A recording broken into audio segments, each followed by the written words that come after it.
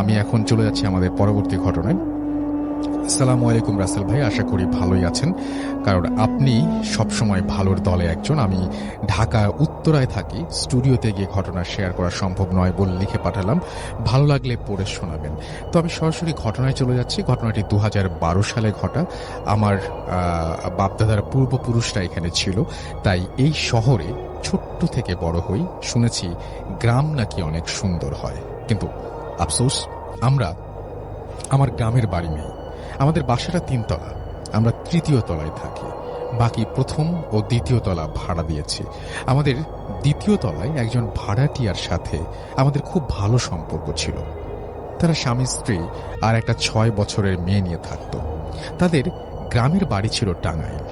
কোনো এক কারণে, আমি এলাকাটার নাম উল্লেখ করছি না, হঠাৎ তারা একদিন আমাকে বলল তারা তাদের গ্রামের বাড়ি যাবে, এবং আমাকে বলল তাদের সাথে আমি যাব কিনা। আমি জানতে চাইলাম কেন যাব না। তারা বলল তাদের ছোট ভাইয়ের বিয়ে, তাদের নিমন্ত্রণ করেছে, তাই তারা যাচ্ছে। আমি ভাবলাম গ্রাম ও গ্রামের মানুষের বিয়ে দুইটা একসাথে দেখা যাবে, তাই রাজি হয়ে গেলাম। তারপর যথাসময় তাদের সাথে রওনা দিলাম এবং খুব ভালোভাবেই সেখানে পৌঁছালাম। তারপর ফ্রেশ হয়ে দুপুরের খাবার খেয়ে একটু রেস্ট নিলাম। তারপর বিকেলবেলা ভাবলাম একটু ঘুরে দেখি এলাকাটা। যেই ভাবা সেই কাজ, বেরিয়ে পড়লাম ঘুরতে। গরমের সময় গ্রামটায় ঘুরতে বেশ ভালোই লাগছিল, তবে কিছুটা অবাক হচ্ছি, কারণ এলাকায় অনেকটা গাছ, একটা থেকে 2টা সাইনবোর্ড লাগানো, আর তাতে মানুষের নাম ও তারিখ লেখা। ভাবলাম হয়তো গাছগুলোর মালিকের নাম। যাই হোক, আমি ঘুরতে লাগলাম। একটু পর একটা নদীর তীরে দাঁড়িয়ে মুগ্ধ হয়ে দেখছি। তারপর ফিরে এলাম বাসায়। তাদের বাড়ির পাশে একটা বাসার পেছনের উঠোনে একটা মাচা ছিল, সেখানে গিয়ে বসলাম। এলাকার সব জায়গা থেকে এই জায়গাটা মনে হলো একটু বেশি ঠান্ডা আর একটু বেশি বাতাস। হঠাৎ নজর গেল সেই বাড়ির উঠোনের শেষ প্রান্তে একটা গাছ দেখে। মনে হচ্ছে খুব পুরনো একটা গাছ, আর তাতে 2টা সাইনবোর্ড দেয়া আছে। আমি গাছটির সামনে গিয়ে ভালো করে বোঝার চেষ্টা করছি এটা কি গাছ। হঠাৎ আমাদের ভাড়াটিয়ার ছোট ভাই এসে বলল, এখানে কি করেন? এটা ভালো জায়গা না, চলেন বাসায় যাই। আমি কৌতূহল নিয়ে জিজ্ঞেস করলাম, সামনের ওই বড় গাছটা কি গাছ? ওইটা বকুল গাছ। আমি অবাক হয়ে গিয়েছি এবং অবাক হয়ে দেখছি গাছটা, কারণ এত বড় বকুল ফুলের গাছ আমি এর আগে কখনোই দেখিনি। যাই হোক, আমি আর সেই ভাই চলে এলাম বাসায়। সন্ধ্যায় হালকা নাস্তা করার পর আবার সেই মাচায় গিয়ে বসলাম, কারণ গরমের মধ্যে এই জায়গাটা অনেক ঠান্ডা, খুব ভালোই লাগছে। বসে বসে মোবাইলে ভিডিও, গান দেখছি আর কি। হঠাৎ হালকা একটা গরম বাতাস আমার বুকে পড়ল, যেমন আমার মুখের সামনে যদি কেউ এসে নিঃশ্বাস ফেললে যেমন হয়, ঠিক তেমন। পরপর 3 বার এমন হলো। আমি একটু অবাক হলাম। তারপর ভাবলাম হয়তো আমার নিঃশ্বাস আমার গায়ে লাগায় আমি চমকে গেছি, এই বলে একটু হাসলাম। কিন্তু তার কিছুক্ষণ পর আমি পানি পড়ার শব্দ পেলাম। কেউ যদি 1 জগ পানি গাছে ওপর থেকে একেবারে ঢেলে ফেললে যেমন হয়, যেমন শব্দ হবে, ঠিক সেরকম। প্রিয় লিসেনার, নতুন একটি এপিসোডে সকলকে জানাই স্বাগত। চলে আসলাম আবারও বাছাইকৃত কিছু ভয়ানক ঘটনা নিয়ে। এই ভিডিওর মধ্যে শুধুমাত্র আপনারা বাছাই করা ভয়ানক ঘটনা শুনতে পাবেন। তবে আপনারা যারা প্রতিনিয়ত এই ধরনের বাছাই করা ভয়ানক ঘটনা শুনতে চান, তারা অবশ্যই এই চ্যানেলটি সাবস্ক্রাইব করে নেবেন, কেননা এই চ্যানেলের মধ্যে প্রতিনিয়ত রাত 10টা বাজে সব থেকে বাছাই করা ভয়ানক ঘটনাগুলো পাবলিশ করা হয়। আপনারা চাইলে এই চ্যানেলে ঘুরে আসতে পারেন। এই চ্যানেলে অসংখ্য এপিসোড পাবলিশ করা আছে, যা শুধুমাত্র বাছাই করা ভয়ানক ঘটনা। তাহলে চলুন এই ভিডিওর মধ্যে একটি লাইক দিয়ে আমরা প্রত্যেকটা ঘটনা শেষ পর্যন্ত শুনে আসি। বাসার পেছনে লাইট না থাকায় অনেকটা অন্ধকার হয়ে আছে, বুঝলাম না ঠিক কোথায় পানি পড়লো। সব থেকে বড় কথা হলো, আমি বিকেলে ওই জায়গাটা ভালো করে দেখেছিলাম, ওখানে কোনো পানি বা পুকুর কিছুই ছিল না। পানি আসবে কোথা থেকে? এইসব ভাবতে ভাবতে আমরা সেই ভাড়াটিয়ার ভাবি তার মেয়েকে নিয়ে আমাদের কাছে আসলো। তাকে বললাম আমি এমন শব্দ পেয়েছি। সে বলল এই জায়গাটা ভালো না, এই বলে চলে আসতে বলল। আমি চলে এলাম। বলে রাখা ভালো যে গ্রামের অধিকাংশ বাড়ি টিন শেডের। তো রাতে খাবার দাবার খেয়ে শুয়ে মোবাইল নিয়ে আমি বিজি আছি। আর আমার সাথে আমার ভাড়াটিয়ার সেই ছোট ভাইকে থাকতে বলা হয়েছে, এবং এও বলা হয়েছে রাতে যেন আমি বাইরে না যাই। সম্ভবত রাতে প্রায় 12টা বাজে। হঠাৎ আমার ঘরের টিনের চালে আওয়াজ হচ্ছে। যদি কোনো বাঁশঝাড় থেকে কোনো বাঁশের আগা টিনের চালে লেগে থাকে আর বাতাসে নড়তে থাকে, তাহলে যেমন আওয়াজ হবে ঠিক সেরকম আওয়াজ হচ্ছে। অথচ তাদের বাসার আশেপাশে কোনো বাঁশঝাড় নেই। তাহলে এটা কিসের আওয়াজ? যাই হোক, আওয়াজটা কিছুটা সময় পর থেমে যায়। আমি আর পাত্তা না দিয়ে আবার ফোনের দিকে খেয়াল দিলাম। রাত 1টা দিকে আমি মোবাইল রেখে ওয়াশরুমে যাব বলে সেই ভাইকে ডাক দিলাম এবং তার সাথে ওয়াশরুমে গেলাম। একটু পরে বাড়ি থেকে বেরিয়ে দেখলাম সেই ভাইটার চেহারায় ভয়ের ছাপ। আমি জিজ্ঞেস করলাম, কি হয়েছে? সে বলল, কিচ্ছু না, জলদি ঘরে চলেন। আমি তার সাথে ঘরে গিয়ে জিজ্ঞেস করলাম, কি হয়েছে বলেন, আপনি ভয় পেলেন কিভাবে? সে বলল, কিছু না। আমি জোর করে অনুরোধ করার পরেও সে কিছু বলল না। অতঃপর শুয়ে পড়লাম। সকালে ঘুম থেকে উঠে দেখি সবাই অনেক আগেই উঠে পড়েছে। আমি বাইরে বেরিয়ে দেখি সবাই চুপচাপ। আমি আর কিছু জিজ্ঞেস করিনি, যদিও আমার মনে একটু খটকা থেকেই গেছে। সকালবেলা খাওয়ার পর আমাকে সেই ভাই আবার বলল, আমাদের সাথে মার্কেটে যাবেন, বিয়ের কিছু শপিং করতে হবে। আমি বললাম, যেতে পারি, একটা শর্তে, যদি কাল রাতে কেন ভয় পেয়েছেন সেটা আমাকে বলেন, তাহলে যাব। সে আর কিছু না বলে চলে গেল। আমি কিছুটা মন খারাপ করলাম দেখে সে আবার এসে বলল, রাতে বলবো, তুমি সাবধানে থেকো, এই বলে চলে গেল। আমিও সেই অপেক্ষায় ছিলাম। সবাই চলে যাওয়ার পর বাসায় চাচি, ভাবি আর তার মেয়ে আছে। আমি গিয়ে চাচির সাথে কথা বলতে শুরু করলাম। চাচি আমাকে বলল, আজ তুমি কোথাও ঘুরতে চেও না? আমি বললাম, কেন চাচি? সে বলল, এই এলাকাটা তেমন ভালো না, তাছাড়া তুমি এখানে নতুন, পরে কিছু হলে তোমার ফ্যামিলির লোকজনদের খারাপ লাগবে। আমি বললাম, এখানে কি ডাকাতি বা গাছ নিয়ে মারামারি হয় নাকি? কারণ অনেক গাছে দেখলাম মালিকের নাম লেখা। চাচি কিছুক্ষণ চুপ থেকে বলল, ওগুলো মালিকের নাম নয়। আমি অবাক হয়ে জিজ্ঞেস করলাম, তাহলে ওগুলো কার নাম? চাচি বলল, আমাদের এলাকায় প্রায় রাতেই মানুষ নিখোঁজ হয়, তাদের পরের দিন সকালেই তাদের লাশ পাওয়া যায়।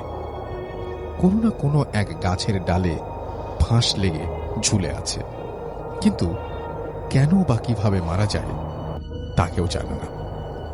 আর এমনটা বেশি হওয়ায় লাশের ডেড বডিটা বা লাশের যেখানে মারা গেছে সেই জায়গাটা মনে রাখার জন্য সেই গাছে তার নাম ও মারা যাওয়ার তারিখ লিখে সাইনবোর্ড দিয়ে রাখে। আমি অবাক হয়ে জিজ্ঞেস করলাম, তাহলে পাশের বাসার পেছনে সেই বকুল গাছটা ওখানে? এটুকু বলতেই চাচি আমাকে থামিয়ে দিয়ে বলতে লাগলেন, ওই বাসায় 3 ভাই ছিল, তার মধ্যে বড় 2 জন ওই গাছেই মারা যায়। তারপর চাচি হলুদ বাটার কাজে লেগে যান, কারণ আগামীকাল সেই ভাইয়ের গায়ে হলুদ ছিল। আমি এই কথাগুলো ভাবতে ভাবতে সেই বকুল গাছের কাছে যাই আর অবাক হয়ে দেখতে থাকি গাছটার দিকে। ভাবতে ভাবতে এতটাই গভীরে চলে যাই, মনে হচ্ছে লাশ 2টা ওখানেই ঝুলছে। আমি আন্দাজ করতে পারছি। হঠাৎ ওই বাড়িতে কল চাপার আওয়াজ শুনতে পাই। আমি আস্তে আস্তে সেই বাড়িতে ঢুকি আর সেই বাড়িটা আন্টি দেখি যে কল চাপছে। আমি সালাম দিলাম। উনি আমাকে বললেন, আরে তুমি ওদের মেহমান তাই না? আমি বললাম, জি, সম্মতি দিলাম। উনি বললেন, বসো। তো তুমি কি মনে করে আমাদের বাড়িতে? আমি বললাম, এমনি একটু হাঁটছি, আসলে চেয়েছিলাম একটু ঘুরবো, কিন্তু চাচি যেতে মানা করলো, বলল এলাকাটা ভালো না, তাই আপনার সাথে গল্প করতে আসলাম। তারপর আমি আন্টিকে আমতামতা করে বললাম, আন্টি, আপনার বড় ছেলে মারা যায় কিভাবে? বলে আমি আন্টির দিকে তাকিয়ে বুঝলাম অনেক বড় ভুল একটা প্রশ্ন করে ফেলেছি। আন্টি কিছুক্ষণ আমার দিকে তাকিয়ে থেকে বলতে লাগলেন, আমি আন্টির কথা স্বরূপ লিখছি, জানি না কি থেকে কি হয়ে গেল। বিকেলে ছেলেটা আমার বাজারে গেল, আর ফিরে এলো না। রাতে অনেকক্ষণ অপেক্ষা করার পর অবশেষে ওর বাবাকে বলি ছেলের খোঁজ নিতে। তার বাবা তাড়াতাড়ি বাজারে গিয়ে তার বন্ধুর দোকানে গিয়ে তার ছেলের খোঁজ নেন, কিন্তু ওর বন্ধুরা বলল সে তো অনেক আগেই বাজার থেকে বাসার দিকে রওনা দিয়েছে, এখনো বাসায় যায় নাই। আঙ্কেল বললেন, না, তাই তো আমি বাজারে এলাম। তারপর তার বন্ধুরা মিলে অনেক খোঁজাখুঁজি করলো, কিন্তু পেল না। পরদিন সকালে তার লাশ ওই বকুল গাছে ঝুলন্ত অবস্থায় পাওয়া যায়। তারপর বাড়িতে শোকের ছায়া নেমে আসে। বিকেলে ছেলের দাফন কাফন করার পর সবাই ঘরে বসে আছে। হঠাৎ রাত 12টার পর বাড়ির পেছনে সেই বকুল গাছ থেকে কারো হাঁটার আওয়াজ পাওয়া যায়। মনে হয় কেউ এই দিকেই আসছে। একটু পর আওয়াজটা থেমে যায়। হঠাৎ ঘরের পেছন থেকে কেউ ভাঙা গলায় বলে, মা। এরপর আওয়াজ শুনে আন্টি শোয়া থেকে উঠে বসে কান খাড়া করে আবার শোনার চেষ্টা করে। একটু থেকে আবার সেই আওয়াজটা আসে, মা। এবার আন্টি বুঝতে পারে এটা তার ছেলের গলা। আন্টি কিছু না বুঝেই ঘাট থেকে নেমে ছেলের কাছে ছুটে যায়। ঠিক এমন সময় বাকিরা সবাই তাকে টেনে ধরে ফেলে। আন্টি ছেলের নাম ধরে ডাক দেওয়ার আগেই তার আন্টির মুখ চেপে ধরে আর কানের কাছে ফিসফিস করে বলে, ও তোমার ছেলে নয়, আমাদের ছেলে মারা গেছে। ঠিক এমন সময় আবার আওয়াজ এলো, মা। তারপর আমার মেজো ছেলে বলে, কে কে ওখানে? তারপর আর কোনো আওয়াজ আসে না। তারপর থেকে প্রায় রাতে তাদের ঘরের পেছনে কেউ এসে টিনে টোকা দেয়। আবার মাঝরাতে কারো হাঁটার আওয়াজ পাওয়া যায়। একদিন আমার মেজো ছেলে তার রাতে টয়লেটে যায় কাজ, এবং টয়লেট থেকে ফেরার সময় সে কৌতূহলে গিয়ে দেখতে চায় যে কে ওখানে। টিনের গেটটা হালকা ফাঁকা ছিল, সেখানে চোখ রেখে দেখতে পায় সাদা কাপড় পরা একজন ওখানে হাঁটছে। একটু ভালো করে দেখার জন্য গেটটা খুলে আর একটু ফাঁকা করতে গেলে টিন থেকে একটা আওয়াজ বের হয়।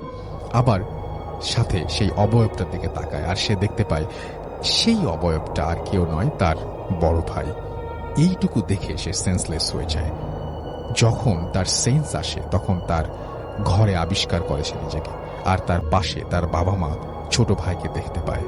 তারপর সে সেন্সলেস হওয়ার কারণ জানতে চাইলে রাতের সব ঘটনা খুলে বলে। তারপর সবাই চিন্তায় পড়ে যায়, যাকে কিছুদিন আগে কবর দিয়ে আসলাম সে কিভাবে বাড়ির পেছনে হাঁটাহাঁটি করবে।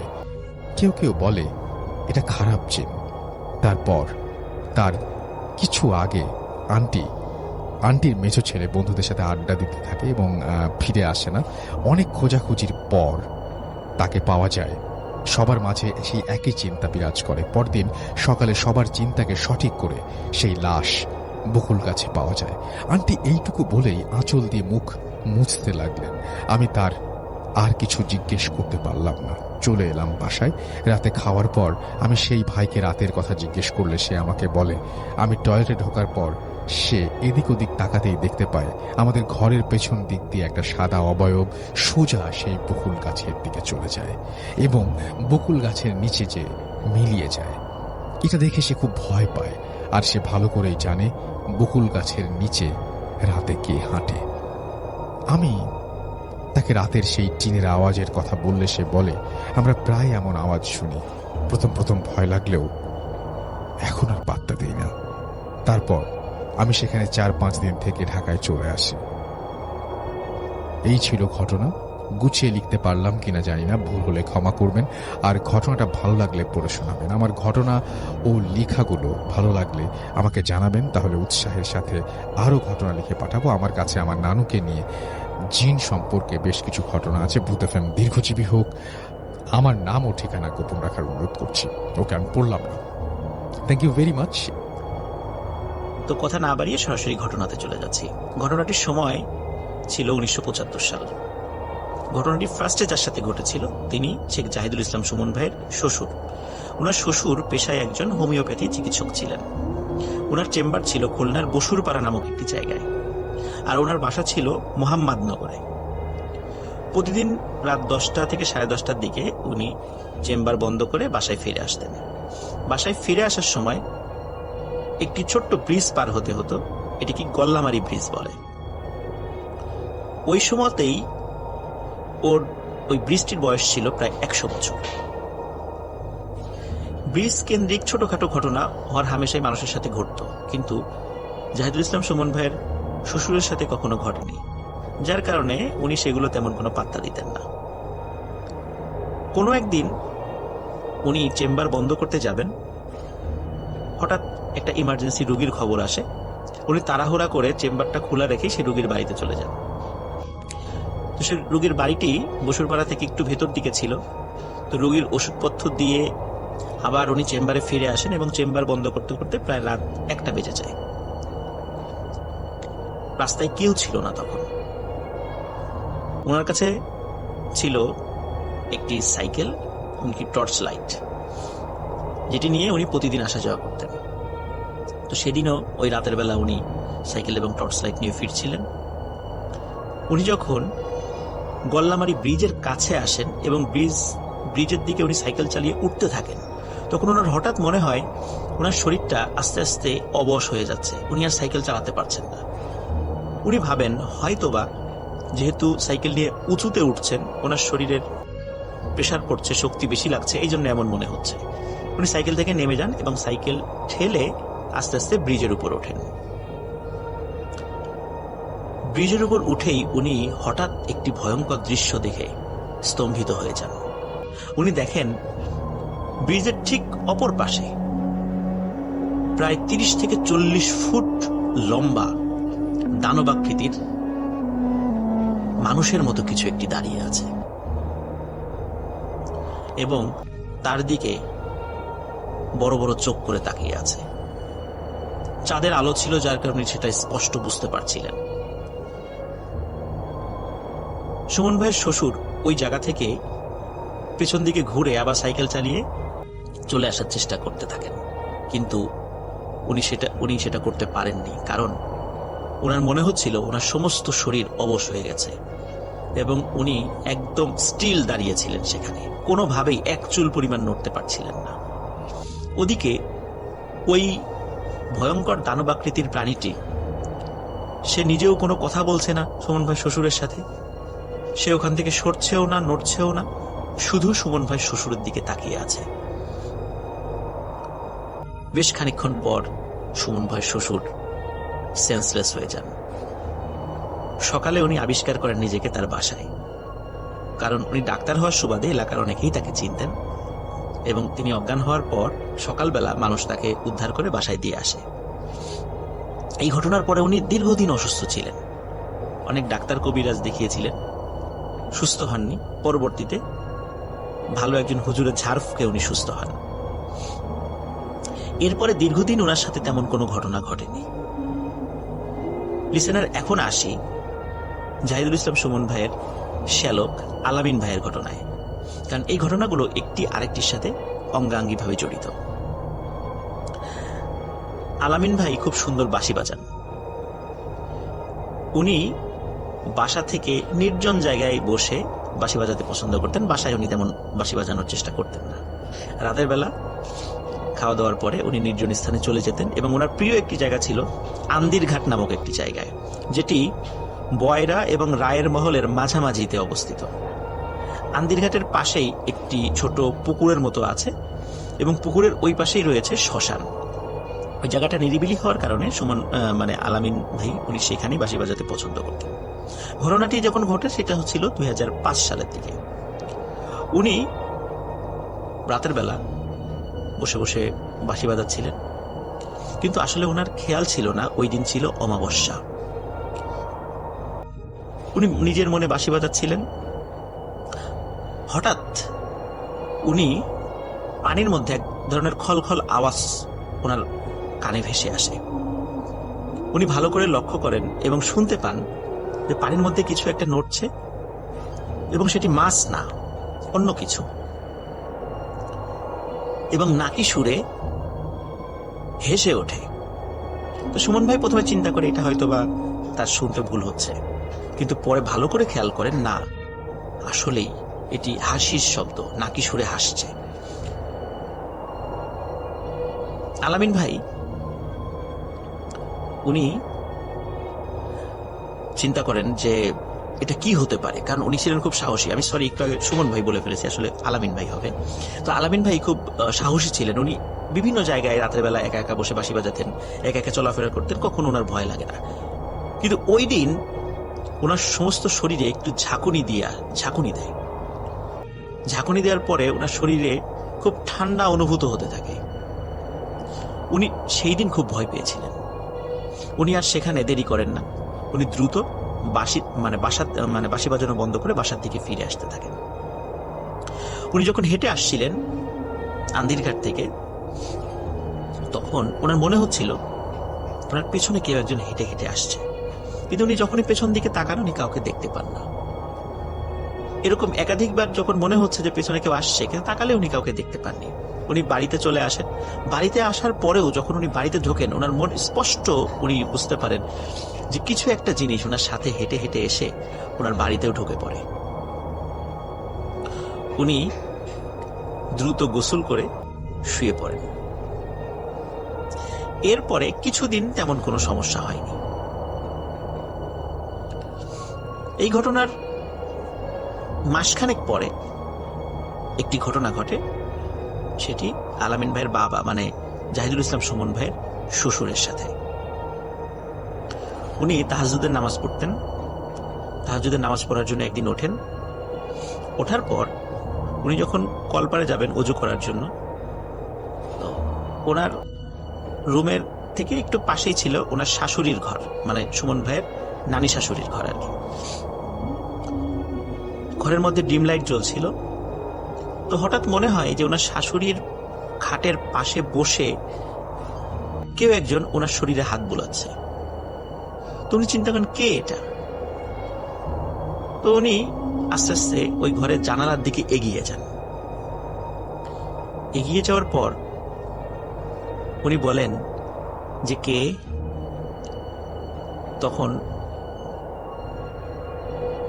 ওনার দেখা একটি কালো রঙের ছায়ামূর্তি তার শাশুড়ির শরীরে হাত বুলানো বন্ধ করে আস্তে আস্তে জানালার দিকে এগিয়ে আসে। তখন উনি দেখেন যে এটির শরীরের আকৃতিটা মানুষের মতো, কিন্তু মাথাটা বিড়ালের মতো।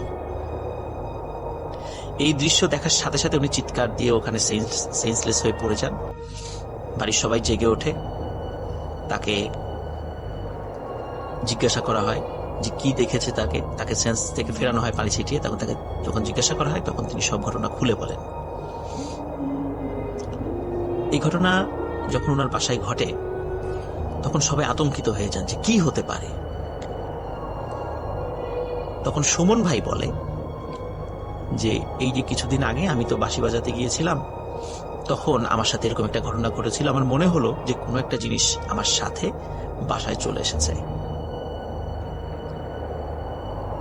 পরবর্তীতে তারা একজন হুজুর ডেকে বাড়ি বন্ধ করান, কিন্তু আসলে কোনো লাভ হয়নি।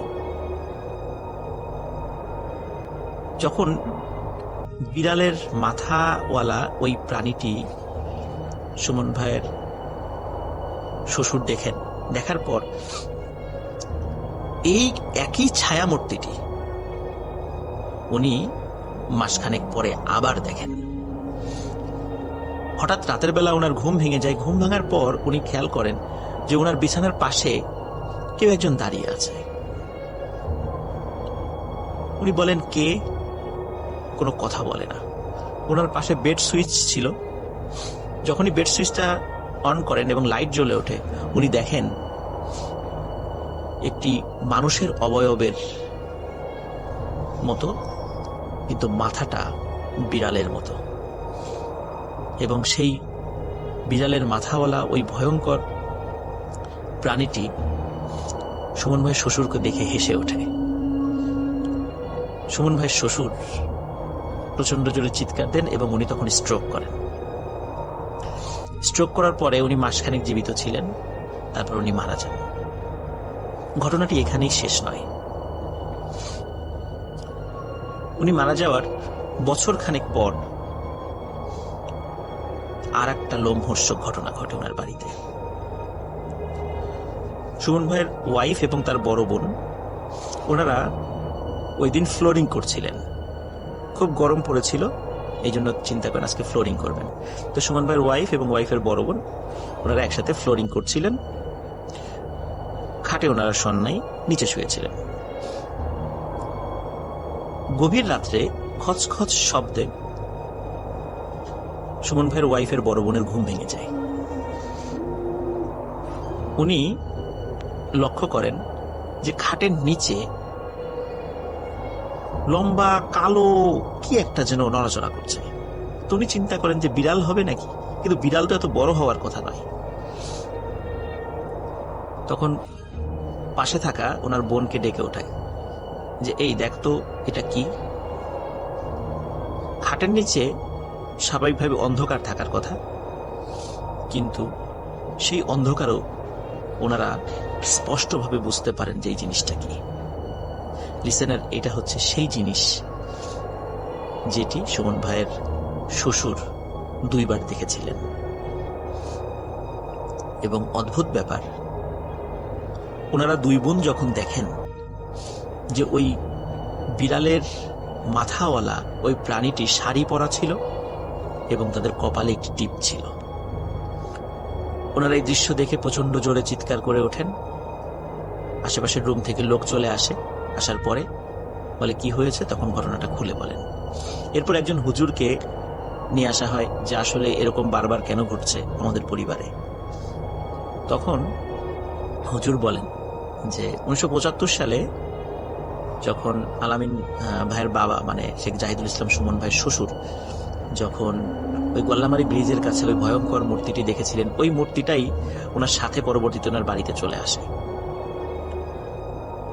আসার পর তেমন কোনো ক্ষতি সে করেনি, কিন্তু 2005 সালের দিকে আলামিন ভাই যখন শ্মশানে বাঁশি বাজাতে যান, শ্মশানের কাছে আন্দিরঘাট নামক জায়গায়, তো সেখান থেকে এই বিড়ালের মাথাওয়ালা মানুষের দেহধারী একটি প্রাণী চলে আসে এবং আসার পরে আগের যেই ভয়ঙ্কর জিনটি ছিল তার সাথে মিলে তারা এখানে স্থায়ীভাবে আসন গেড়েছে, বসবাস শুরু করেছে এবং এই বাড়িতে তারা তাদের রাজত্ব কায়েম করার জন্য এই বাড়ির লোকদেরকে ভয় দেখাচ্ছে।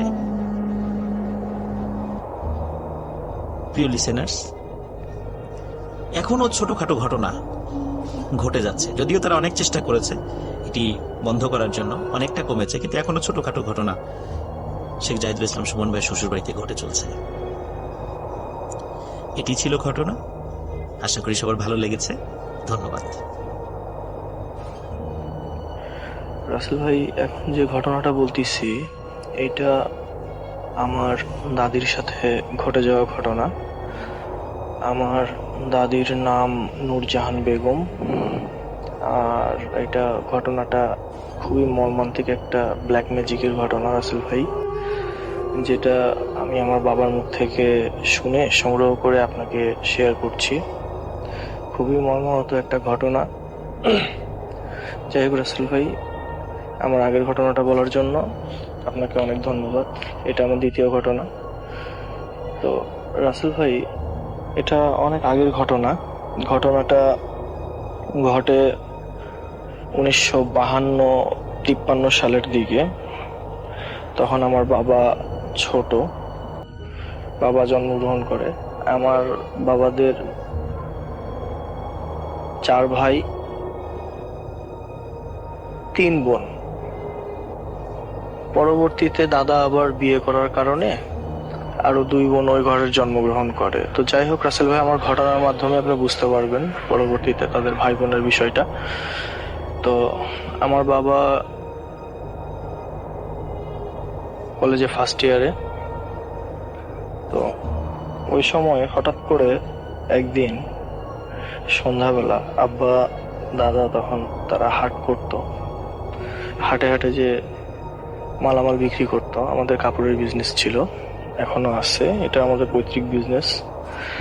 তো সেই আমলে তো গাড়ি ঘোড়া তেমন ছিল না, গরু গাড়ি বা ঘাড়ে করেই মালামাল নিয়ে অনেক পথ, 10-15 কিলো পথ হেঁটে যে হাট করে আবার ফিরে আসতে হয়তো রাসেল ভাই। তো এরকম একটা হাটের দিনে বাসায় কেউ নাই, দাদি আর ছোট ছোট বাচ্চারা। তো হঠাৎ করে দাদি রান্না বান্না করে উঠোনের মধ্যে আসছে। আসার পরে হঠাৎ করে আর দাদিকে পাওয়া যায় না। অনেক খোঁজাখুঁজির পর 2 দিন পরে বাড়ির পাশে একটা বাঁশের ঝাড় ছিল। সেই বাঁশের ঝাড়ে কয়েকজন মানুষ দেখতে পায়, তাকে বাসায় নিয়ে আসে। তো বাসায় নিয়ে আসার পর থেকে তার প্যারানর্মাল অ্যাক্টিভিটিস শুরু হয়ে যায়। সে কোনো কথা বলতে পারে না, সে এক প্রকারে গঙ্গাগঙ্গি করে, অনেক ছটপট করে, অনেক কষ্ট হচ্ছে এরকম বোঝা যায়। তো আব্বা তখন দোয়া কালাম পড়ে দাদিকে ফু দেয়। ফু দেওয়ার পরে আয়তাল কুরসি 100 বার পাঠ করে ফু দেয়। তারপরে একটু ঠান্ডা হইলে আব্বা কোরআন শরীফ বের করে দাদির বুকের উপরে নিয়ে পড়ে। যতক্ষণ কোরআন শরীফ পড়ে ততক্ষণ ভালো, কিন্তু রাত যত বেশি হইতে থাকে দাদির অবস্থা আরো খারাপ হইতে, দাদি কিছু বলতে পারে না, শুধু গঙ্গায়। তো আব্বা এই ইনসিডেন্টটা দেখার পরে অনেক কবিরাজের কাছে যায়। প্রায় আমাদের দিনাজপুরের উত্তরবঙ্গে যত ভালো কবিরাজ আছে, যত ভালো আলেম ওলামা আছে, সবাইকে উনি ঠকাইছে। তো একদিন একটা ভালো হুজুরকে আব্বা বাসায় আনে। তো ও হুজুর বাসায় এখনো ঢোকেই নাই রাসেল ভাই। দরজাতে পা দিয়ে যেই এক পা দিছে, দেওয়ার পরে সঙ্গে সঙ্গে পাটা ঘুরত নিয়ে নিছে। উনি আর ভেতরে যায় না, কয় না এখানে অনেক বড় সমস্যা আছে, এটা আমার দ্বারা হবে না। এনাকে বোবাকালি সাধন করে বান মারছে, যার কারণে আর এটা কোনোভাবেই পসিবল না, এটা সম্ভব না। আরেকটা বিষয় রাসেল ভাই, যখন পূজা হয়, এক কথায় কালী তো হিন্দু সম্প্রদায়ের, তো যখন পূজা হয়, যে কোনো পূজা, যেমন কালী পূজা, দুর্গা পূজা, সরস্বতী পূজা, এই পূজাগুলোর সময় আমার দাদিকে বাসায় রাখা যায় না। উনি এক প্রকারে মনে করেন যে এমন একটা অবস্থা হয়, উনি আন্দাজে নাচতে থাকে, নাচতে নাচতে কাপড় খুলে চলে যায়, বাসায় রাখা যায় না। ওই বের হতে হতে একদম পূজা মণ্ডপে যায়, নাচানাচি শুরু করে। আমার আব্বা আবার কাপড় চোপড় নিয়ে যায়, নানিকে পরায়, আবার কোনো রকমে ধরে বাসায় নিয়ে আসে, আবার সেই রকম রিচুয়াল করে, দোয়া কালাম পড়ে, বুকের উপরে কোরআন শরীফ বের করে পড়ে। এইভাবে করে কিছুদিন দিন যাচ্ছে। তো এক পর্যায়ে এই ইনসিডেন্টটা শুরু হয় রাসেল ভাই, আসলে আমার দাদিকে যে পান মারছে, ইনি খুবই একটা খারাপ মানুষ। আমাদের বাসার পাশেই ওনার বাসা। তো উনি এই কাজগুলো করতেন। আসলে উনি আমার দাদিকে পছন্দ করতেন। আমার দাদি অমায়িক সুন্দর একটা মানুষ ছিল, উনি ওনাকে পছন্দ করতেন। ওনার সঙ্গে বিয়ে হওয়ার কথা ছিল, কিন্তু বিয়ে হয়নি, যার কারণে উনি এইভাবে বানটা মারছে। তো একদিন কালী পূজার রাতে দাদা আব্বা সবাই হাটে গেছে। ওই দিন সন্ধ্যা থেকে দাদিকে আর ঠিক থাকতে পারে না। দাদি অনর্গল ভাবে নাচানাচি করতেছে, কাপড় চোপড় পুরোই উলঙ্গ। এই নাচানাচি করার পরে বের হয়ে চলে গেছে, নাই নাই নাই নাই, ওনাকে পাওয়া যায় না। তারপরে আবার আব্বু ওনার চিকিৎসা করতে করতে এক প্রকার উনিও কিছু কিছু রিচুয়াল শিখে গেছিল, যার কারণে সেই রিচুয়ালগুলো করার পরে দাদিকে আবার সেই বাসের ঝাড়ে ফিরে পায়। তো এখান থেকে নিয়ে আসার পরে, উলঙ্গ ছিল, সেখানে কাপড় দিয়ে পেঁচাই টেঁচাই নিয়ে আসার পরে দাদিকে একটু সুস্থ করে, ওই সেই রিচুয়ালগুলো করে। রিচুয়ালগুলো করার পরে দাদি একটু সুস্থ হয়। তখন দাদি বাবাকে বলে যে, বাবা তুই আমার ইজ্জত দেখছিস, তুই আমার বাপ, আমি দোয়া করে গেলাম তুই আজীবন দুধে ভাতে খাবি, আমি মনে হয় বেশি দিন বাঁচবো না বাবা, তুই আমার যে খেদমত করছে আল্লাহ পাক তোকে কখনো ঠেকাবে না, তুই অবশ্যই জান্নাত পাবি বাবা। তো এইরকম কষ্ট ভোগ করতে করতে আমার দাদি এক প্রকারে মারা যায়। তারপরে জানতে পারা যায় যে আসলে এই কাজটা কে করছে বা কেন করছে। তো রাসেল ভাই, আসলে ব্ল্যাক ম্যাজিক এমন একটা খারাপ জিনিস। এখন তো আমাদের বাংলাদেশে বা পৃথিবীতে মানুষকে মারতে অস্ত্রের প্রয়োজন হয় না, টেকনোলজিক্যাল ওয়েপনগুলো দিয়ে মানুষকে মারা হচ্ছে। যেমন ধরেন corona, swine flu, bird flu, এরকম। তো আগের যুগে তো এরকম কিছু ছিল না। আগের যুগে এই জিনিসটাই খুবই প্রচলিত ছিল এবং খুব কাজে দিত, যার কারণে মানুষরা হিংসার বশে, অহংকারের বশে, কোনো কিছু পাওয়ার লোভে এই কাজগুলো করত। আসলে যারা এই ধরনের ব্ল্যাক ম্যাজিকের মধ্যে পড়ে, তারাই এই কষ্টটা কেমন করে সাফার করে শুধু তারাই জানে রাসেল ভাই। তো আমার বাবা আসলে এই ব্যাপারটাতে খুবই মর্মাহত। আমার বাবা এক প্রকারে এই ঘটনাটা বলতে বলতে কেঁদেই বলছিল, আসলে হাজার হলেও মা যদি চোখের সামনে এভাবে তিলে তিলে মারা যায়, কে সহ্য করবে রাসেল ভাই। যাই হোক, ঘটনাটা যদি ভালো লাগে তাহলে লিসেনারদেরকে জানাবেন। আর একটা কথা বলি রাসেল ভাই, যে পক্ষ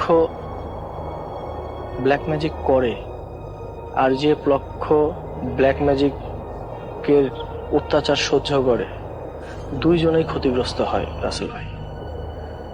যে আমার দাদিকে ব্ল্যাক ম্যাজিক করছিল, যেটাই বোবাকালী সাধন করে যে বানটা মারছিল, সেই বেচারা যখন মারা যায়, সে প্রায় অনেক কষ্ট করে মারা গেছে। সে মরার আগে বেডে মনে করেন যে পায়খানা করে বেড থেকে উঠতে পারে না, অনেক একটা হিজিবিজি অবস্থা, অনেক অবহেলার মাধ্যমে সে মারা গেছে।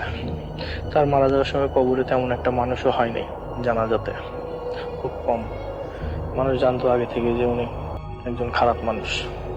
আর ওনার আমাদের বাড়ির পাশে দেওয়ালে বাসা, তো ওনারও কতগুলো রিচুয়ালের ঘটনা আছে, এগুলো আমার নিজের চোখে দেখা। রাসেল ভাই, এগুলো আমি যদি পারি আপনাকে শেয়ার করব। থ্যাংক ইউ রাসেল ভাই। একজন বোটম্যান মানে মাঝি এই স্টোরিটি আমাদের সাথে শেয়ার করেছিল।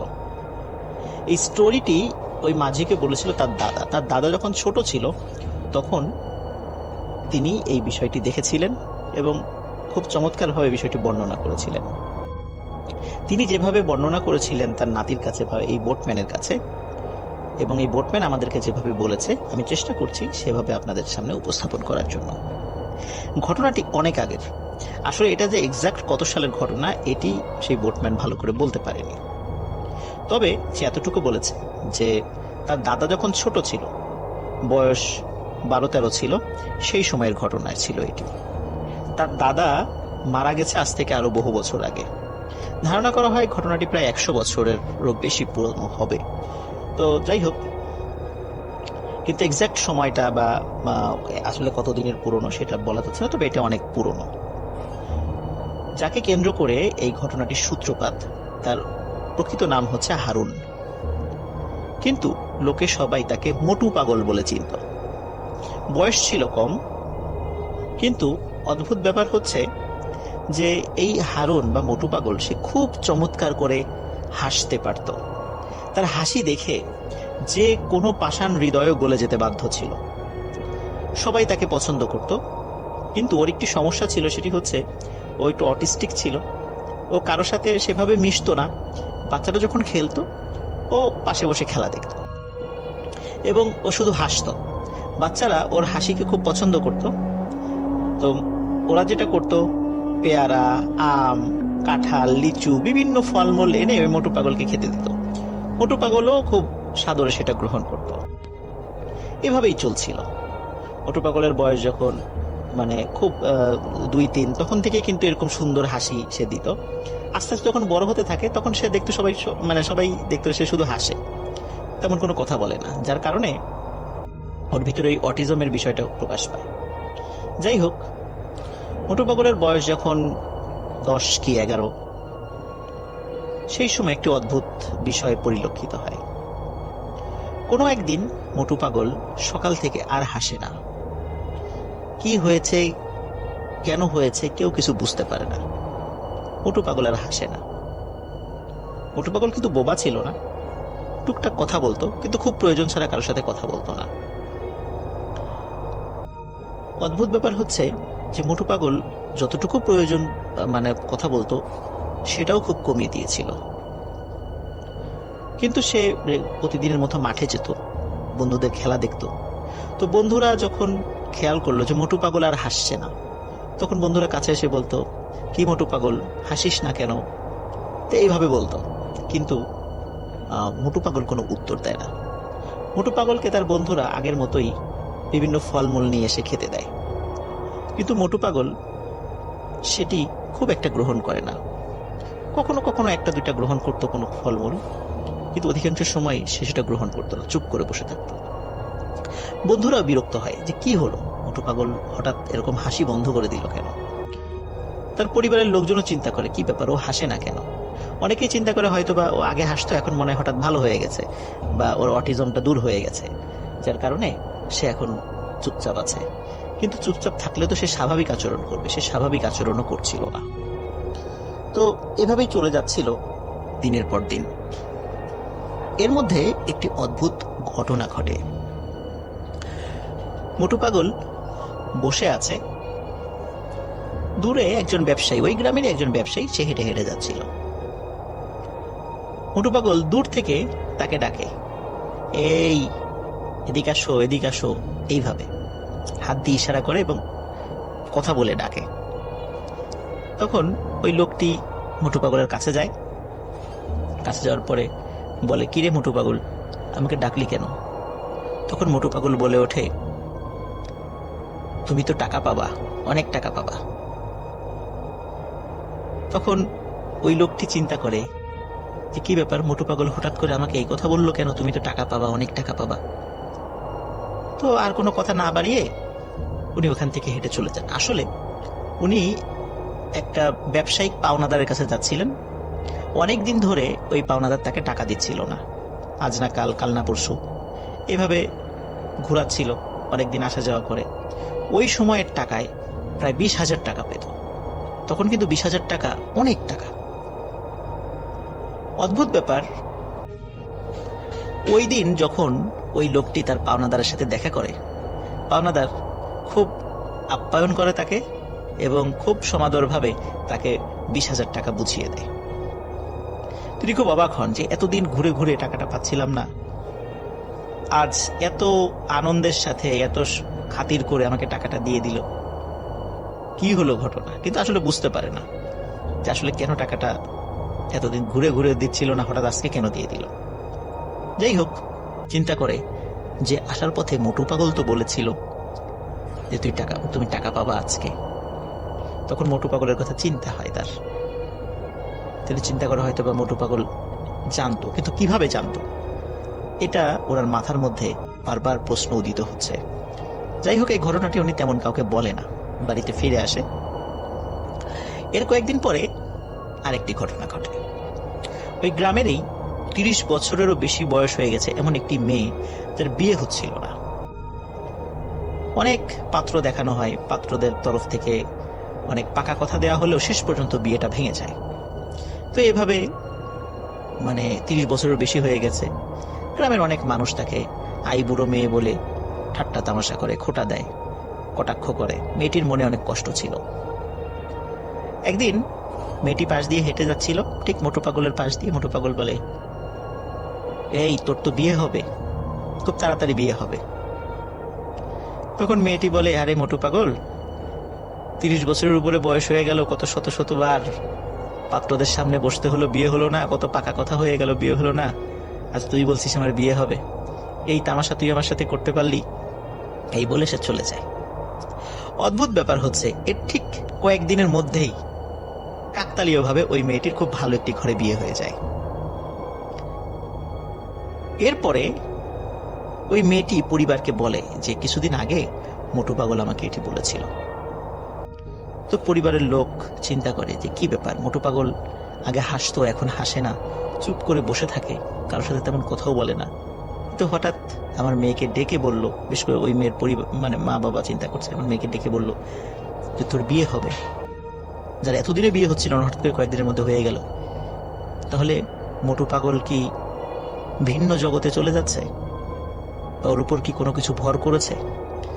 আসলে আনন্দের অতিসাহ্যে তার পিতামাতা অন্য কাউকে আসলে এই বিষয়টি বলতে ভুলেই যায়, কারণ এতদিন পর তার মেয়ের বিয়ে হচ্ছে, এটা খুবই আনন্দের একটা বিষয় ছিল। পরপর দুটি ভালো ঘটনার পরে ঘটে যায় একটি দুর্ঘটনা। মোটু পাগল প্রতিদিনের মতো বিকালে মাঠের পাশে বসে আছে, তার বন্ধুরা খেলছে, সে চুপ করে বসে আছে।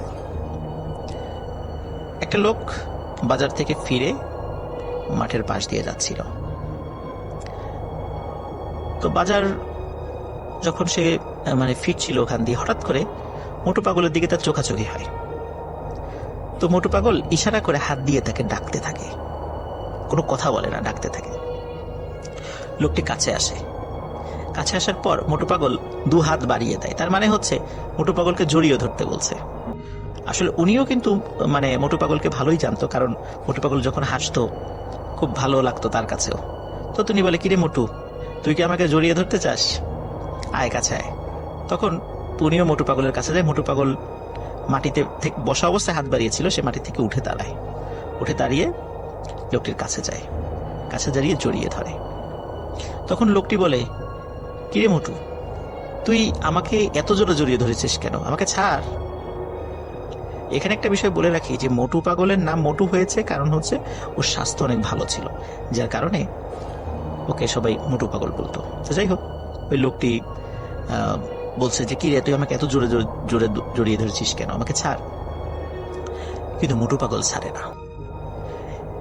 মাত্র অল্প কিছু সময়ের মধ্যে লোকটি অনুধাবন করলো মোটু পাগল তাকে এত জোরে জড়িয়ে ধরে রেখেছে যে তার নিঃশ্বাস বন্ধ হয়ে যাচ্ছে এবং তার কোমরের হাড় ভেঙে যাচ্ছে। কারণ মোটু পাগল যেহেতু ছোট মানুষ ছিল আর ওই লোকটি তো বড় মানুষ ছিল, তো মোটু পাগল যখন জড়িয়ে ধরেছে তার কোমর পেঁচিয়ে হাত মানে জড়িয়ে ধরেছে আর কি হাত দিয়ে। তখন ওই লোকটির মনে হচ্ছিল তার কোমরের হাড় ভেঙে যাবে। লোকটি চিৎকার করতে থাকে। তা আশেপাশের বাচ্চারা খেলাধুলা করছিল, তারা দেখে যে মোটু পাগল জড়িয়ে ধরে রেখেছে, ওই বাচ্চাটি মানে ওই লোকটি চিৎকার করছে। তো বিষয়টা সবাই মানে মানে হাস্যকর বিষয় হিসাবে চিন্তা করে যে কি ব্যাপার, একটা বাচ্চা ছেলে তাকে জড়িয়ে ধরে রেখেছে আর ওই লোকটি চিৎকার চেঁচামেচি করছে। কিন্তু কিছু সময় পরে যখন দেখা যায় ওই লোকটির কান দিয়ে, নাক দিয়ে, মুখ দিয়ে রক্ত বের হচ্ছে, তখন মানুষ বুঝতে পারে যে কি ব্যাপার, এমনটা হচ্ছে কেন। তখন ওই বাচ্চারা সহ আশেপাশে যারা কিছু বড় মানুষ ছিল তারা দৌড়ে যায়। 4-5 জন মানুষ মিলে কোনোভাবেই মোটু পাগলের হাত ছাড়াতে পারছিল না ওই লোকটির কোমর থেকে। অনেক কষ্টে মোটু পাগলের হাত ছাড়ানো হয়। আর ওই সময় মোটু পাগলের মুখে বেশ কিছুদিন পরে অদ্ভুত হাসি দেখা যায়, কিন্তু সেই হাসিটি আগের মতো সুন্দর নিষ্পাপ ছিল না। সেই হাসিটি ছিল ভয়াবহ রকমের বিভৎস। মানুষ বুঝতে পারে না যে কেন হঠাৎ মোটু পাগল এভাবে আক্রমণ করলো ওই মানুষটিকে। গ্রামে সালিশ বসানো হলেও যেহেতু মোটু পাগল অটিস্টিক ছিল, যার কারণে এই বিষয়টির কোনো সুরাহা হয় না, বরং বলা হয় তার মোটু পাগলের পিতামাতাকে, তোমার সন্তানকে একটু দেখে রেখো যেন এভাবে কাউকে আক্রমণ না করে। এই ঘটনার পর থেকে মোটু পাগল আস্তে আস্তে শুকিয়ে যাচ্ছিল। মানে সে আগের মতো সে মোটা ছিল না, আস্তে আস্তে শুকিয়ে যাচ্ছে, চেহারাও আস্তে আস্তে কেমন যেন বিভৎস হয়ে যাচ্ছে। এর মধ্যে এক অদ্ভুত ঘটনা ঘটে। টাঙ্গুয়ার হাওরে তখন বর্ষাকাল নেমে এসেছে, চারিদিকে থই থই পানি। আর এই থই থই পানিতে টাঙ্গুয়ার হাওরের যতগুলো গ্রাম রয়েছে সেই গ্রামের মানুষরা প্রত্যেকে মাছ ধরে। এক একটি নৌকা নির্দিষ্ট একটি ছোট্ট জায়গা নিয়ে মাছ ধরে, অন্য একটি নৌকা সাধারণত সেই জায়গার মধ্যে আসে না। এইভাবেই তারা মিলেমিশে মাছ ধরে। একদিন মোটু পাগলদের বা হারুন যে নাম, ওদের পাশের প্রতিবেশী, সে নৌকায় মাছ ধরছিল, সাথে আরো কয়েকজন ছিল। আকাশে চাঁদের আলো ছিল। চাঁদের আলো যখন হাওরের পানির উপর পড়ছিল, এক অদ্ভুত সৌন্দর্য অনুভূত হচ্ছিল। তখন হঠাৎ নৌকায় থাকা একজন লোক অন্যদেরকে বলে ওঠে, এই দেখ দেখ, পানির উপর দিয়ে কে যেন হেঁটে আসছে। সবাই বলে, আরে ধুর, তুই কি নেশা টেশা করেছিস নাকি, পানির উপর দিয়ে কি হেঁটে আসবে? বলে, না না, দেখ, ভালো করে দেখ। সবাই দেখে, সত্যি তো চাঁদের আলোতে স্পষ্টভাবে দেখা যাচ্ছে কোন একটা 10 কি 12 বছর বয়সী বাচ্চা ছেলে পানির উপর দিয়ে হেঁটে হেঁটে আসছে। ওরা খুব অবাক হয় এবং ভয়ও পায়, কারণ পানির উপর দিয়ে তো হেঁটে হেঁটে স্বাভাবিকভাবে কোনো মানুষ আসতে পারে না। যত কাছে আসছে তত মনে হচ্ছে যে এই ছেলেটিকে মনে হয় চেনা যাচ্ছে। যখন একদম কাছে চলে আসে তখন তারা বুঝতে পারে, আরে এ তো আমাদের মোটু পাগল। মোটু পাগল নৌকার কাছে এসে বিভৎস শব্দ করে এবং ভয়ানকভাবে হেসে দেয়। যেই সুন্দর হাসি দেখার জন্য সবাই পাগল থাকতো, সেই হাসির শব্দ শোনার সাথে সাথে নৌকার সবার পিড়ে চমকে যায়। মোটু পাগল বলে ওঠে, কিরে, কতগুলো মাছ পেলি তোরা? দে, এগুলো আমাকে দিয়ে দে। এই কথা বলার সাথে সাথে মোটু পাগল 2 হাত দিয়ে নৌকাটি চেপে ধরে এবং চেপে ধরে নৌকাটি পানি থেকে উঁচু করে একদম সোজা করে ফেলে, সোজা করে পানির মধ্যে নামিয়ে দেয়, মানে ডুবিয়ে দেয়। নৌকাতে যারা ছিল তবে লাফ দিয়ে সবাই পাশে পড়ে যায়।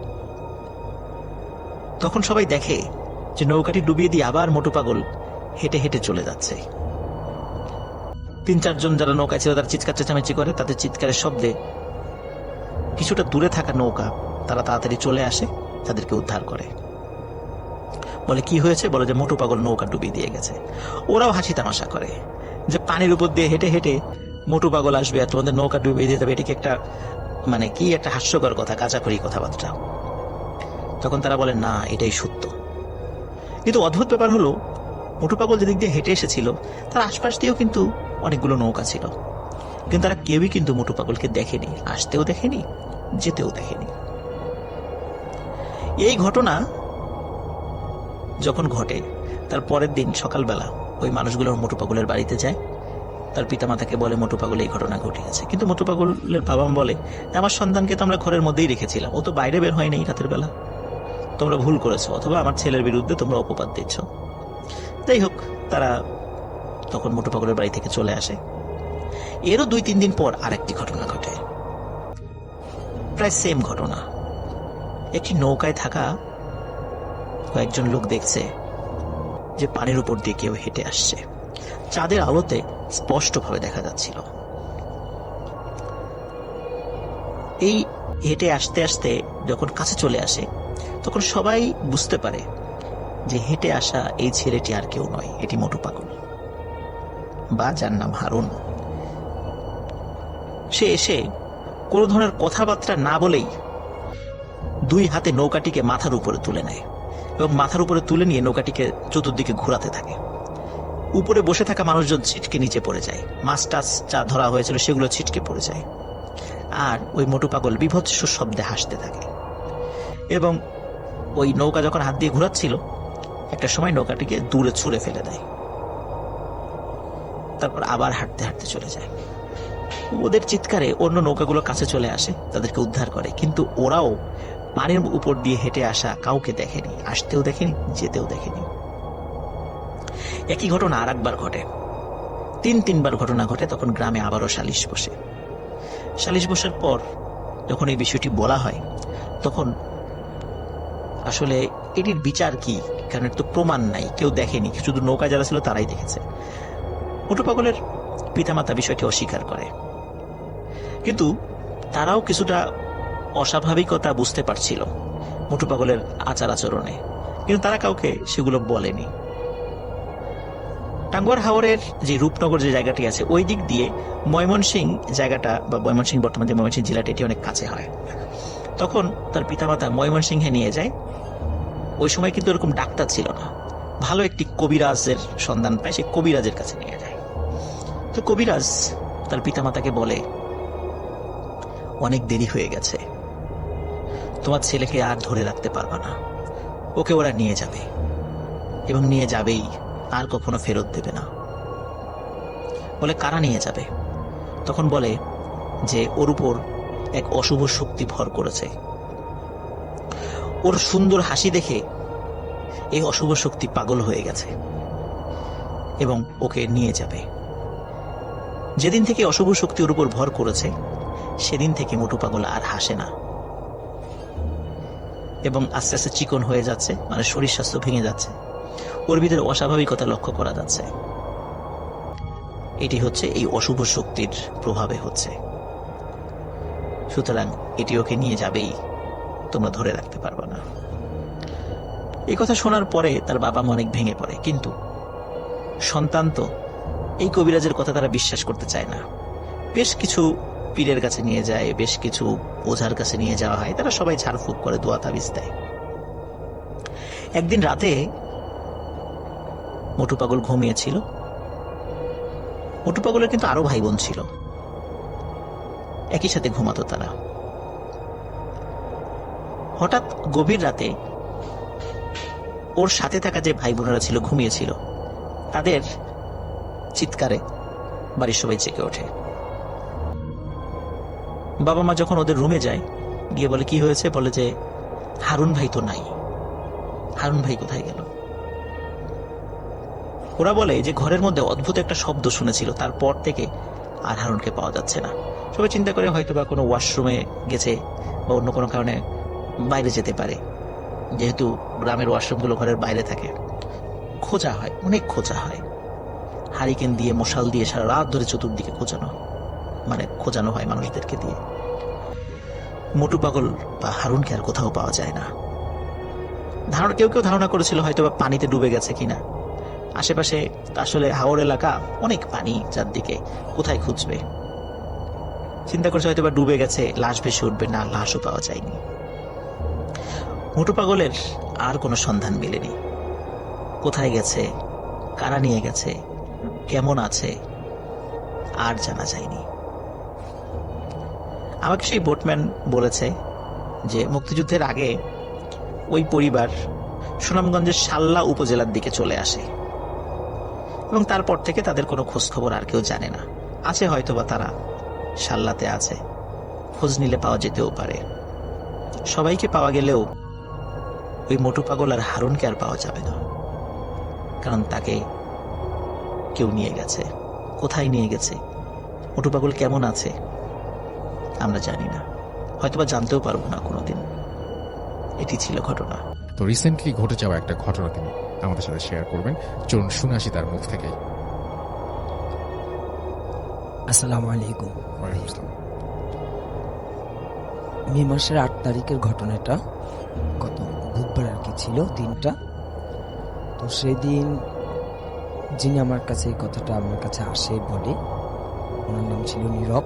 ওনার বাবা মারা যায়, তারাবি নামাজে পড়ে তাকে দাফন দেওয়া হয়। রাত 11টা 11:30 বেজে যায়। তো আমাদের যে কবরস্থানটা সেটা একটু মেরামত করাতে লাশটা দাফন দিতে একটু কষ্টই হয় নিয়ে যেতে। তো যে খাটিয়া করে নিয়ে যাওয়া হয়, কষ্ট হতে সেই খাটিয়া থেকে কোলে তুলে 3-4 জন মিলে ধরে নিয়ে যেতেছিল। তো ছেলে যখন নিছে, তো ও বলতেছে এত হালকা এবং এত ছোট মনে হচ্ছিল বাবাকে যে আমি একাই নিয়ে যেতে পারবো। তো যেহেতু সবাই ছিল কাছে, তবু তার 3-4 জন মিলে নিয়ে গেল, লাশটাকে দাফন দিল। তো সেই রাত্রে তো সে সবাই দাফন টাফন করে চলে গেল। তো সেহরির পরে ফজর নামাজের পরে ছেলেটা জিয়ারতের জন্য আসলো। তো এখন তো রমজান মাস, অন্ধকার এবং দিন আসতে আসতে অনেক দেরি হয়, কিন্তু নামাজ সেহরি খাওয়ার আজানের পরপরই জামাত দাঁড়িয়ে যায় নামাজের। তো ছেলেটা নামাজ পড়ার পরে ফজরের নামাজ পড়ি কবরস্থানে গিয়ে জিয়ারত করে। যখন সে মোনাজাত দিতেছিল, খুব অঝরে কান্না করতেছিল কবরস্থানে। তো সেই মুহূর্তে নাকি সেই ছেলেটা বলল যে আমি যখন মোনাজাত করি এবং খুব চিৎকার খুব অঝরে কান্না করি, তখন আমার এরকম একটা আওয়াজ আসে, এমন একটা কথা আমি শুনতে পারি, আমাকে বলতেছে নীরব বাসায় চলে যা, কাঁদিস না। তো উনি একটু প্রথম মোনাজাত তো ভাবতে কোনো কিছু মনে নেই, উনি মোনাজাত করতেছিল, কান্না করতেছিল, সেই কথাটা আবারও আসে, নীরব বাসায় চলে যা। তখন সে তাড়াতাড়ি দ্রুত আর কি একটু ভয় চলে আসে তার ভেতরে, খুব ভয় ভীতিতে উনি সত্যি চলে আসে খুব তাড়াতাড়ি। কিন্তু সেই দিন তার কোনো কিছুই ভালো লাগেনি, সে নামাজও সেদিন পড়ে নেই এবং সে যে রোজাটা রাখছে, সে বলছে আমার রোজাটাই আমার কাছে ভালো লাগলো না, সেই দিন আমার খুবই খারাপ লাগতেছিল, কোনো নামাজই পড়া হয়নি এবং সে পরবর্তীতে রাত্রে আর কি আর কবরস্থানে যাওয়া হয়নি। তো রাত্রে যখন সে ঘুমালো, সে ঘুমের মধ্যে সে এই কথাটা আসলো, তোকে বাসায় যেতে বলছি, নামাজ ছাড়তে বলছি। সে এরকম এই কথাগুলো শুনতে পায়, সে তাকে ধমক দেয়। তো উনি বলতেছে শব্দটা যে আসে এবং কথাটা বলে কে, ও এইটাকে নিয়ে অনেক ভয় পেতেছে, সে ভাবতেছে যে আমাকে জিনে ধরছে, এটা জিন আমাকে বলে, কারণ মানুষ মারা যাওয়ার পর মানুষ তার কিছু বলতে পারে না। তো কবরস্থান সকালবেলা ভরে যাওয়াতে হয়তো আমাকে জিন এরকম ডিস্টার্ব করতেছে। তো সে আমার কাছে ভয় করে আসলো, আমি তাকে বললাম যেটা জিনের কোনো আসো বা জিন না, হ্যাঁ আপনার আব্বু দুনিয়া থেকে বিদায় নিয়েছেন, আপনার আব্বুই আপনাকে এই শাসনটা করতেছে, যেহেতু ভালোবাসাটা ছিল আপনি কবরস্থানে যাবেন, জিয়ারত করবেন। উনি এখনো বিশ্বাস করে না, সে এখনো বলে যে আমি তো কোনো ইবাদত, আমার কোনো নামাজই ভালো লাগে না যেতে, দ্বিতীয়ত আমি শুধু এইটুকু কথা শুনতে পারি, নীরব কাঁদিস না, নীরব ইবাদত, নামাজ পড়, নামাজ ছাড়িস না। কিন্তু সে তার বাবাকে দেখতে পারে না, কথাগুলো শুনতে পারে। এখন সে এটাই নিয়ে ইয়েতে আছে চিন্তিত, যেটা হয়তো জিন, কিন্তু মৃত ব্যক্তি আমার কাছে আসতে পারে। আচ্ছা, এটাই ছিল। Oh thank you so much. Rasel ভাই, এই ঘটনাটা আপনার 1988 যখন আপনার ফ্লাড হয় ওই সময়, তখনকার রাসেল ভাইয়া চারপাশে প্রচুর পানি, পানি ছাড়া কিছুই নেই, সব দিক শুধু পানি আর পানি। তো এই জন্য দেখা গেছে সব দিকে প্রচুর মাছ ভাইয়া। তো ওনার একটা পেশা ছিল ছোটবেলা থেকে যে উনি আপনার মাছ ধরার প্রতি একটা নেশা। তো একদিন রাতের বেলা ভাইয়া উনি মাছ ধরতে বের হবে, তেমন সময় ওনার আম্মু বলল যে একটু দেখে যেতে, কারণ আশেপাশের পরিবেশ হয়তো ভালো না এখন। চারদিকে অন্যরকম একটা ভাব। তো উনি অত তোয়াক্কা করলো না কথা, তো উনি বের হলো। তো উনি একটা খালের এক পাশে, যে জায়গায় উনি প্রতিদিনই প্রায় মাছ ধরে, ওই জায়গায় গেল, বসলো। তো আধা ঘন্টার মতো হবে ওনার জাল বা অন্যান্য যা যা দরকারি জিনিসপাতি সেট আপ করার, ওগুলো করলো। করার পর আসলে উনি বললো রাত প্রায় অ্যারাউন্ড 12টার মতো বা 1টা। তো উনি ওই জায়গার মধ্যে বসে আছে অনেকক্ষণ যাবত। তো উনি দূর থেকে লক্ষ্য করছে যে একটা আলো, আলোটা আপনার কমলা টাইপের, কমলা রঙের আলোটা আসছে। তো উনি ভাবলো যে হয়তো বা নৌকা দিয়ে কোনো মানুষ এসছে, হ্যারিকেন। তো যতক্ষণ পর্যন্ত আলোটা কাছে আসছে উনি স্পষ্ট হতে লাগলো যে আসলে এটা কোনো হ্যারিকেনের আলো না, বা এটা আসলে মানুষ না। তো উনি লক্ষ্য করলেন আসলে জিনিসটা তাহলে কি। তো উনি একটু পিছে হলেন, একটা গাছের আড়ালে গেলেন, কারণ উনি বুঝতে পারছে যে এটা অ্যাডনর্মাল কিছু। দেখলেন যে একটা আলো সম্পূর্ণ খোলা, এটা হাওয়ার মধ্যে ভাসছে এবং একটা ছায়া পড়ছে অপোজিট সাইডে, যে কিছু একটা আছে। কিছুক্ষণ পর লক্ষ্য করলো যে একটা সাদা শাড়ি পরা মহিলা অবয়ব, যে চুলগুলো ঝুলে আছে, বোঝা যাচ্ছে অনেক লম্বা, রাসেল ভাই হবে হয়তো বা 7-8 ফুট হবে, এরকম উনি বললো। তো এটা আসছে ওদিক থেকে, আর ওটার পায়ের নিচ থেকে মানে মনে হয় সমুদ্রের ঢেউ যেরকম হয় এরকম ফোয়ারা বেরোচ্ছে। তো উনি প্রচণ্ড ভয় পায় এটা দেখে, ওনার কন্ট্রোল করতে পারে নাই। উনি ওই জায়গা থেকে আপনার দ্রুত বাসায় আসার পর ওনার আম্মুকে ওই দিন রাতে বলে না। সকালবেলা ওনার মাকে বলার পর ওনার মা অনেক বকাঝকা দেয় যে কেন রাতের বেলা এটা দেখার জন্য উনি ওই জায়গায় দাঁড়িয়েছিল, উনি তো আগেই আসতে পারতো। তো রাসেল ভাই তখন ওনার বেশ তেমন কিছু হয় না। তো একদিন এমন উনি আপনার রাতের বেলা আর কি, মানে বিকেলবেলা আপনার হয় না এমন যে এক গ্রামের সাথে আরেক গ্রামের খেলা হয়, অনেক সময় কাবাডি খেলা হয়। তো এরকম একটা খেলা উনি দেখতে যায় অন্য গ্রামে। তো যাওয়ার পর রাসেল ভাই সন্ধ্যা হয়ে যায়, খেলা শেষ। তো ওই গ্রামে ওনার কিছু ফ্রেন্ড ছিল, বন্ধু। তো ওনারা বললো যে এতদিন পর আসছিস, আমাদের সাথে একটু আড্ডা দিয়ে যা। এটা কি আরেকটা ঘটনা? ভাইয়া হ্যাঁ। না, আমি একটা ঘটনাই নিব। আপনার সেই ঘটনাটা কি শেষ করে ফেললেন আপনি? আচ্ছা ঠিক আছে। আচ্ছা, আপনি এটা আরেকটা ঘটনা বলছেন, আচ্ছা ঠিক আছে, এটা শেষ করেন, কিন্তু আরেকটা ঘটনা আমরা তার আগে মানে জীবন। জি অবশ্যই। তো ওনারা বললো যে আজকে আমাদের সাথে আড্ডা দিয়ে যা। তো উনি আড্ডা দিতে দিতে সময় আর খেয়াল করেন নাই। তো রাত প্রায় অনেক বেজে গেছে, 11টা-12টা। তো তখনকার সময় রাত 11টা-12টা, মানে রাসেল অনেক, আর গ্রাম অঞ্চল। তো উনি আসতেছে রাতের বেলা ওই দিক থেকে। তো ওনাদের বাড়ি থেকে আসার পথে মানে ওই যে রাস্তায় একটা ভাইয়া তেঁতুল গাছ পড়ে, ওই গাছটার নামে আগে থেকেই কিছু বদনাম ছিল, কারণ মানুষ অনেক কিছু ওই জায়গায় দেখতো। রাসেল ভাই কি দেখতো, যেমন আপনার দেখতো যে রাতের বেলা একটা লোক, মানে লোক টাইপের অভাব, যে পায়ের মধ্যে রশি দিয়ে ঝুলে আছে, সম্পূর্ণ সাদা, চুলগুলো সাদা, নিচের দিকে চেয়ে আছে, মানে চেহারা দেখা যায় না। তো অনেকেই এটা দেখেই ফ্রেন্ড হয়ে যেত, ওই জায়গায় অজ্ঞান হয়ে যেত, কারণ এত বেশি সাহস ছিল না অনেকেরই, সবাই এরকম। তো উনি ভয় পাচ্ছিল যে উনি এরকম কিছু দেখতে পায় কিনা। আল্লাহর রহমতে উনি ওটা দেখে না, উনি আগে যায়। এখন যাওয়ার পরে কিছুক্ষণ যাওয়ার পর একটা পুল পড়ে ভাইয়া। তো উনি পুলে ওঠার আগে উনি লক্ষ্য করেন যে পিছ থেকে এমন একটা শব্দ হচ্ছে যে কেউ হয়তো বা কাঠের খড়ম পায়ে দিয়ে হাঁটে, বা এরকম টক ঠক ঠক শব্দ হচ্ছে। উনি প্রচণ্ড ভয় পায় ভাইয়া, কিন্তু উনি জানে যে এখন ভয় পেলে আসলে চলবে না। তো উনি আগে আছে, যখন বীজের কাছাকাছি, পুলটার কাছাকাছি, তো তখন দেখলো যে একটু দূরে বিলের মধ্যে আপনার বিশাল বিশাল মাছ আকৃতির মাছ এরকম লাফাচ্ছে আপনার। তো আবার দেখছে যে এমন কিছু মানুষ আছে যে যারা ওগুলো ধরছে, আবার জাল দিয়ে মেরে মেরে ধরছে। তো এটা দেখার পর উনি আরও বেশি ভয় পায়, উনি আর নিজেকে কন্ট্রোল করতে পারে না। উনি দৌড় দিল ওই জায়গা থেকে। দৌড় দেওয়ার পর আপনার কালভার্ট যখন ক্রস করবে, ব্রিজটা ক্রস করে যাবে, সামনে দেখতে পায় আপনার কালো দুইটা অবয়ব দাঁড়ায় আছে। ওনাকে মানে মনে হচ্ছে যে ইশারা দিচ্ছে যে ওনার আসতে। উনি এটা দেখে নিজেকে কন্ট্রোল করতে পারে না ভাইয়া, উনি ওই জায়গায় অজ্ঞান হয়ে যায়। সকালবেলা আপনার যখন কৃষক যারা আছে ওই এলাকারই, ওনাকে মানে পায়ে ওই জায়গার মধ্যে যাওয়ার পর ওনার বাসায় দিয়ে আসে ভাইয়া। দিয়ে আসার পর ওনার আম্মু তো অনেক আপনার আপসেট হয়ে যায়, কান্নাকাটি করে, এটা কেন হলো, এরকম কেন করলো, রাতের বেলা তুমি থাকতেও পারতো অন্য গ্রামে। তারপরে হুজুর আনা হয়, হুজুর আনার পর হুজুর বললো যে আর কখনো যেন উনি রাতের বেলা এরকম না বের হয়, আর পরবর্তীতে যদি এমন কিছু হয় তাহলে ওনাকে হয়তো বাঁচানো সম্ভব না, এরকম বললো। থ্যাংক ইউ রাসেল ভাই। থ্যাংক ইউ সো মাচ, আপনার ঘটনার জন্য আপনাকে অনেক ধন্যবাদ। এবং আমি এখন চলে যাব আমাদের প্রথম অতিথির কাছে। আপনার নামটা প্লিজ একটু বলবেন, আপনি কোথা থেকে এসেছেন সেটা আমাকে একটু বলবেন, তারপরে আপনার ঘটনায় আমরা যাব। জি। হ্যালো, আসসালামু আলাইকুম রাসেল ভাই। আমি বাগানবাড়ি খিলক্ষেত থেকে আসছি। আমার নাম জাহিদ হাসান। আমি যে ঘটনাটা শেয়ার করব সেটা আমি এবং আমার আরও 3 বন্ধুর সঙ্গে ঘটা। ঘটনাটা আমাদের সূত্রপাত শুরু হয়েছে সিলেট জগন্নাথপুর নামে এক এলাকায়। জি। আমরা সেখানে আমাদের একটা প্রজেক্ট ছিল, ঘটনাটা ঘটছে 2012 সালে। আমাদের একটা প্রজেক্ট ছিল জনপ্রকৌশল অধিদপ্তরের আন্ডারে। আমরা কোনো কিছুর নাম বলবো না, জাস্ট আপনি ঘটনাটা বলবেন প্লিজ। তো আমরা যখন ওখানে গেলাম, আমরা যখন কাজ শুরু করছি, প্রথম দিন 3-4 দিন মোটামুটি ভালোই কাজ বাজ করলাম। এরপরে আমাদের মেইন যে কাজটা শুরু করা লাগে, সে কাজটা যখন আমরা শুরু করলাম সবাই মিলে, শুক্রবার দিন জুমার নামাজ বাদে মিলাদ পড়াইয়ে কাজ যখন শুরু করা হইলো, তো আমাদের কাজ প্রথম দিন, দ্বিতীয় দিন, তৃতীয় দিন ভালোই চললো। চতুর্থ দিনেই হচ্ছে একটু মানে একটা দুর্ঘটনা ঘটছে। তো আমাদের কাজ যেহেতু মেকানিক্যালি, তো সেক্ষেত্রে আমাদের লোহালক্কর একটু বেশি ব্যবহৃত হইতো। তো আমাদের যে পাইপটা দিয়ে আমরা ড্রিল করতাম, সে পাইপটা ছিঁড়ে যাওয়ার কারণে আমাদের কাজ কামে একটু ব্যাঘাত ঘটছে। তো আমরা আবার নতুন করে সে পাইপগুলা উঠানোর চিন্তা ভাবনা করতেছিলাম।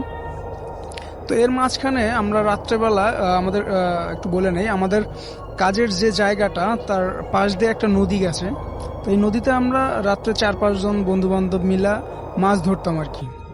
তো মাছ ধরতে ধরতে প্রায় অনেক দূর যেতাম, আবার মাঝখানে নদীটা একটু শুকনো চর যাচ্ছিল, সেই নদীটা পার হয়ে আবার ওপার দিয়ে আসতাম। আসার সময় একটা ব্রিজ পড়ে আর কি, আমাদের বাসার সামনে একটা ব্রিজ পড়ে। সে ব্রিজ পার হইয়া একটা পাবলিক টয়লেট ছিল। আমরা যখন সেই টয়লেটের কাছে আসছি, তখন একটা মানে বিকট একটা শব্দ হইলো। তা আমরা বুঝতে পারলাম যে শব্দটা ওই পাবলিক টয়লেটের ভিতর থেকে আসছে। জি। তো আমরা যখন শব্দটা শুনলাম, আবার পিছনে গেলাম। পিছনে যাওয়ার পরে টয়লেটের ভিতরে দেখলাম যে না, এই শব্দটা এখানে না। আবার যখন সামনে গেলাম, সামনে যাওয়ার পর আবার আরেকটা শব্দ, পরে আবার পিছনে গেলাম। যাই হোক, একটু বলে নেই যে ওই টয়লেটটা এত দরজাটা এত শক্ত ছিল যে অনেক জোরে ধাক্কানোর পরে খুলতো। আচ্ছা। কিন্তু এত জোরে শব্দ, মানে এত ইজিলি খুললে মানে এত একটা শব্দ হওয়ার কথা না। তো আমরা যখন আবার দেখার পরে আবার সামনের দিকে যাইতেছি, তখন দেখি মানে যে চাক্কা, যদি কোনো গাড়ির চাক্কা যদি ব্লাস্ট হয় সেরকম একটা শব্দ। পরে আমরা আবার পিছনে গেলাম। পিছনে যাওয়ার পরে দেখি যে না, আমার এক ফ্রেন্ড ছিল রতন নামে, সে ভিতরে যখন সে ঢোকার পরে দরজাটা অটোমেটিকলি লক হয়ে গেছে। আচ্ছা। সে বাড়াইতেও পারতেছে না, আমরা দরজা খুলতেও পারতেছি না। সে অনেক চিল্লাচিল্লি করতেছে। পরে হিরু নামে এক ছেলে ছিল, সে অনেক দৌড় দিয়ে বাসার দিকে চলে গেছে। আমরা ওখানে ছিলাম আরও 4 জন থাকার পরে আমরা যখন দরজা অনেক ধাক্কাধাক্কি করার পরে যখন দরজাটা খুললো, ও যখন বাড়ার পরে দেখলাম যে ব্রিজের শেষ প্রান্ত থেকে একটা হাত, মানে হাতটার আমি মানে উদাহরণটা দিতে পারবো না, এমন কালো এবং মানে লম্বা লম্বা পশমের একটা হাত, মানে দরজাটা ভিতরের দিকে ঠেলতে আছে আবার বাইর করতে আছে। জি। তো তারপর যাই হোক, আমরা দৌড়ে বাসায় আসলাম। বাসায় আসার পরে তারপরের দিন আমাদের মন মানসিকতা এমনিই খারাপ, যেহেতু আমাদের প্রজেক্টটায় অনেক দুর্ঘটনা ঘটতে আছে। তো আমরা যেখানে কাজ করতাম, পাশে সিটি কর্পোরেশনের লোকজন ছিল। তো তারা বলতেছে যে তোমাদের কাছে এই প্রবলেমটা হচ্ছে, এখানে অনেক দিন আগে হিন্দুদের এলাকা ছিল, সেহেতু এখানে হয়তো শ্মশান ছিল একটা, যার কারণে তোমাদের যে পয়েন্টটা পড়ছে সেই শ্মশানের মধ্যে পড়ছে, শ্মশানের মাঝখানেই পড়ছে, যার কারণে হয়তো এই প্রবলেমটা দেখা দিতেছে। আমরা ওইসবে বিশ্বাসী ছিলাম না যে এগুলো আছে কি না। তো তারপর আমরা আমাদের মতো কাজকাম করতেছিলাম, কিন্তু মানে দুর্ঘটনার পর দুর্ঘটনা, একটার পর আরেকটা, একটা সলভ নাই করতে আর একটা শুরু হইতো। আবার আমরা চিন্তা ভাবনা করতাম যে এটা কিভাবে নতুন করে আবার করা যায়। তো লাস্ট যে একটা ঘটনা ঘটলো, সেটা হচ্ছে যে আমাদের 2.5 ইঞ্চি মোটা একটা লোহার রড যা ব্যান করা ছিল, আমরা তারে কপ্পা বলে মানে ডাকি, নাম জানি। তো ওই কপ্পার রড যখন পাইপটা ছিঁড়া গেছে, আমাদের প্রথম পাইপটা যে কাজের 4র্থ দিনে ছিঁড়া গেছে, সে পাইপটা যখন উঠার জন্য চেষ্টা করতেছিলাম, তখন দ্বিতীয়বারের মতো ওর সাইড দিয়ে আরেকটা পাইপ নামাইছিলাম প্রথম পাইপটা সম্প্রসারণ করার জন্য। তো ওই পাইপটা যখন নামাইছিলাম, আমার একটা ফ্রেন্ড ছিল রতন, ও আর আমি, ও আস্তে আস্তে ডাউন দিতেছে, আর আমি চেন্টন নামে একটা যন্ত্র আছে সেটা লড়াইতেছি, ঘুরাইতেছি আস্তে আস্তে। তো যখন ঘুরাইতেছি, হুট করে ওই 2 ইঞ্চি মোটা একটা শেপ, ওটা মানে সিরা যে পাইপটা আমি ঘুরাইতেছি সেটা সহ আমাদের 36 ইঞ্চি একটা কেচিং ছিল, মানে পাইপ ছিল মোটা, সে পাইপের মধ্যে ঢুকে গেছে এবং কি আমার সহ নিয়ে যেতে যাচ্ছে। তো আমার সহ যখন নিয়ে যেতে চাচ্ছে, উপর থেকে একটা নাট বল্টু সিরা এসে আমার কপালে বাড়ি দিছে। বাড়ি দেওয়ার পরে আমি ছিটকায় দূরে পড়ে গেছি, এমনকি আমার যে ওই পাইপটা ছিল, ওই পাইপটা নিচের মধ্যে ঢুকে গেছে। তো পরে উঠাইতে পারি না, সেদিন সারা রাত গেছে। পরের দিন ওই সিটি কর্পোরেশন লোকের মধ্যে একজন বৃদ্ধ লোক ছিল, উনি বলল যে এখানে একটা মাজার আছে, তোমরা মাজারের মধ্যে যাইয়া কিছু সিন্নি মিন্নি দাও। দেওয়ার পরে দেখো যে ওঠে কিনা, কারণ এখানে যেহেতু শ্মশান ছিল, হিন্দুরা লাশ পোড়াইতো। তো ঘটনা এখানে শেষ হলে হয়তো, কিন্তু ঘটনা মনে হয় যে ওখান থেকেই শুরু। আমরা যখন আবার ওই পাইপ উঠানোর চেষ্টা করতেছি, কিন্তু পাইপ উঠতেছে না। জি। তো তার পরের দিন, প্রায় শনিবার কি রবিবার দিন, সঠিক মনে নেই, সেদিন একজন ভদ্রলোক আসলো, দাড়িওয়ালা, অনেক মুরব্বী টাইপের। তাদের ওনারে এর আগে আমরা ওই জায়গায় দেখি নাই বা ওই এলাকায় দেখি নাই। এমনকি আমরা না, শুধু ওই এলাকার যে বাসিন্দা আছে যারা ওখানে থাকে তারাও দেখে নাই এই লোকটারে। তো উনি এসে বলতেছে যে এখান থেকে 1-1.5 কিলোমিটার দূরে একটা মাজার আছে, কালুর মাজার। তো সেই মাজারে তোমরা ছিন্নি টিন্নি দাও, দেখবা যে সব সমস্যা সমাধান হয়ে যাবে। তো যদিও বা আমাদের বিশ্বাস ছিল না, কাজের ক্ষেত্রে না, মানে অনেক টাকার কাজ, আমরা যদি কাজটা সাকসেস করতে না পারি তাহলে কোম্পানির অনেক লস হয়ে যাবে, আর একটা রিপুটেশনের ব্যাপার ছিল। তা আমরা যখন ওই ভদ্রলোক যখন ওই কথাটা বলার পরে বললো, আমরা সিদ্ধান্ত নিলাম যে ঠিক আছে, আমরা মাজারে ছিন্নি দিব। তো মাজারে ছিন্নি দিব আমরা। তারপরের দিন রাত্রেবেলা আলোচনা করার পরে সকালবেলা ওই সিটি কর্পোরেশনের ওই ভদ্রলোকরে, যে মুরব্বী টাইপের, ওনারা ডাক দিলাম। ডাক দিয়ে বললাম যে মুরব্বী কি করা যায়। ওনার টাকা পয়সা দিলাম, উনি ছিন্নি টিনি রেডি করলো। রেডি করার পরে আমরা ওই মাজারে গেলাম। মাজারে যাওয়ার পর ছিন্নি দেওয়ার পরে আইসা ওই আমরা মেকানিক্যাল জগ ইউজ করলাম পাইপে। মেকানিক্যাল জগ ইউজ করার পর আমি আর রতন, ছেলে ফেলে যারা আছে কাজের, তারা সবাই ঘুমাইছে, অনেক টায়ার্ড। তো আমরা দুইজন যখন হালকা একটু লাড়াচাড়া দিলাম, তখন দেখি আমাদের যে পাইপটা সিরা পড়ছে, মাটির মধ্যে আটকাই গেছে, সেই পাইপটা ইজি উঠতেছে। তো তখন আমরা পোলাপানির ডাক দেওয়ার পরে সবাই মিলা আমরা পাইপটা উঠাইলাম, এবং শেষের দিকে আমরা কাজটা ঠিকই করছিলাম, মানে সাকসেস হয়েছিলাম কাজ করে। তো তো তারপরের দিন যখন আমাদের কাম শেষ হয়ে গেল, যেদিন আমরা চলে আসবো, সেদিন আমাদের ওই কাজের আমাদের যে পয়েন্টটা ছিল তার পাশে যে ঘর ছিল, যে একজন মহিলা, উনি আমাদের বলতেছে যে আসলে এখানে সমস্যাটা হয়েছে তোমাদের কাজের ক্ষেত্রে। আমরা যদি সেই সময় তোমাদের ওই কথাটা বলতাম, হয়তো বা তোমরা কাজ না করে চলে যাইতা, আমাদের একটু সমস্যা হতো, আমরা তো পানি ছাড়া চলতে পারি না। তো এইখানে তোমরা যেদিন যেদিন কাজ শুরু করবা, তার 2 দিন আগে একজন লোক তারে জবাই করে হত্যা করা হয়েছে। আমি জানি না রাসেল ভাই যে আসলে এখানে ভৌতিক কিছু ঘটনা আছে কিনা, তবে সব থেকে আশ্চর্যজনক বিষয় হচ্ছে এইটা, যে ওই ভদ্রলোক আইসা বলল যে তোমরা এখানে কালু নামের একজন মাজার আছে, সেখানে যাও, যা সিন্নি দাও, তোমাদের সব সমস্যার সমাধান হয়ে যাবে। আমরা তো তারে দেখিনি এর আগে ওই এলাকায়, এমনকি সেই এলাকার বাসিন্দার যারা আছে তারাও দেখেনি এর এলাকায়। তো এটা কি করে সম্ভব রাসেল ভাই, আমি আসলে বুঝতে পারতেছি না। জি, আর এই হচ্ছে আমার ঘটনা। Thank you so much. প্রিয় লিসেনার, আশা করি প্রত্যেকটা ঘটনা আপনাদের মাঝে ভালো লেগেছে। তবে এই এপিসোডের মধ্যে আপনাদের মাঝে কোন ঘটনাগুলো ভালো লেগেছে অবশ্যই কমেন্ট বক্সে জানিয়ে দেবেন। আমি পরবর্তীতে এই ধরনের এপিসোডই দেওয়ার জন্য চেষ্টা করব। ভূতের প্রেমের যত ভয়ানক ঘটনা আছে, প্রত্যেকটা ঘটনা কিন্তু বাছাই করে প্রতিনিয়ত আপনারা এই চ্যানেলের মধ্যে রাত 10টা বাজে সব থেকে ভয়ানক ঘটনাগুলো শুনতে পাবেন। তবে কার ঘটনা সব থেকে আপনাদের মাঝে ভালো লাগে অবশ্যই কমেন্ট বক্সে জানিয়ে দেবেন। আর যে রাসেল ভাই, আফরান ভাই, বাবু ভাই, ডক্টর আলিফ ভাই, এদের মাঝে কার ঘটনা সব থেকে ভালো অবশ্যই কমেন্ট বক্সে জানিয়ে দেবেন। আমি পরবর্তী এপিসোডে সেই ঘটনাগুলো দেওয়ার চেষ্টা করব। তো আজকের জন্য এখানেই বিদায় নেব। সকলে ভালো থাকবেন, সুস্থ থাকবেন। আল্লাহ হাফেজ।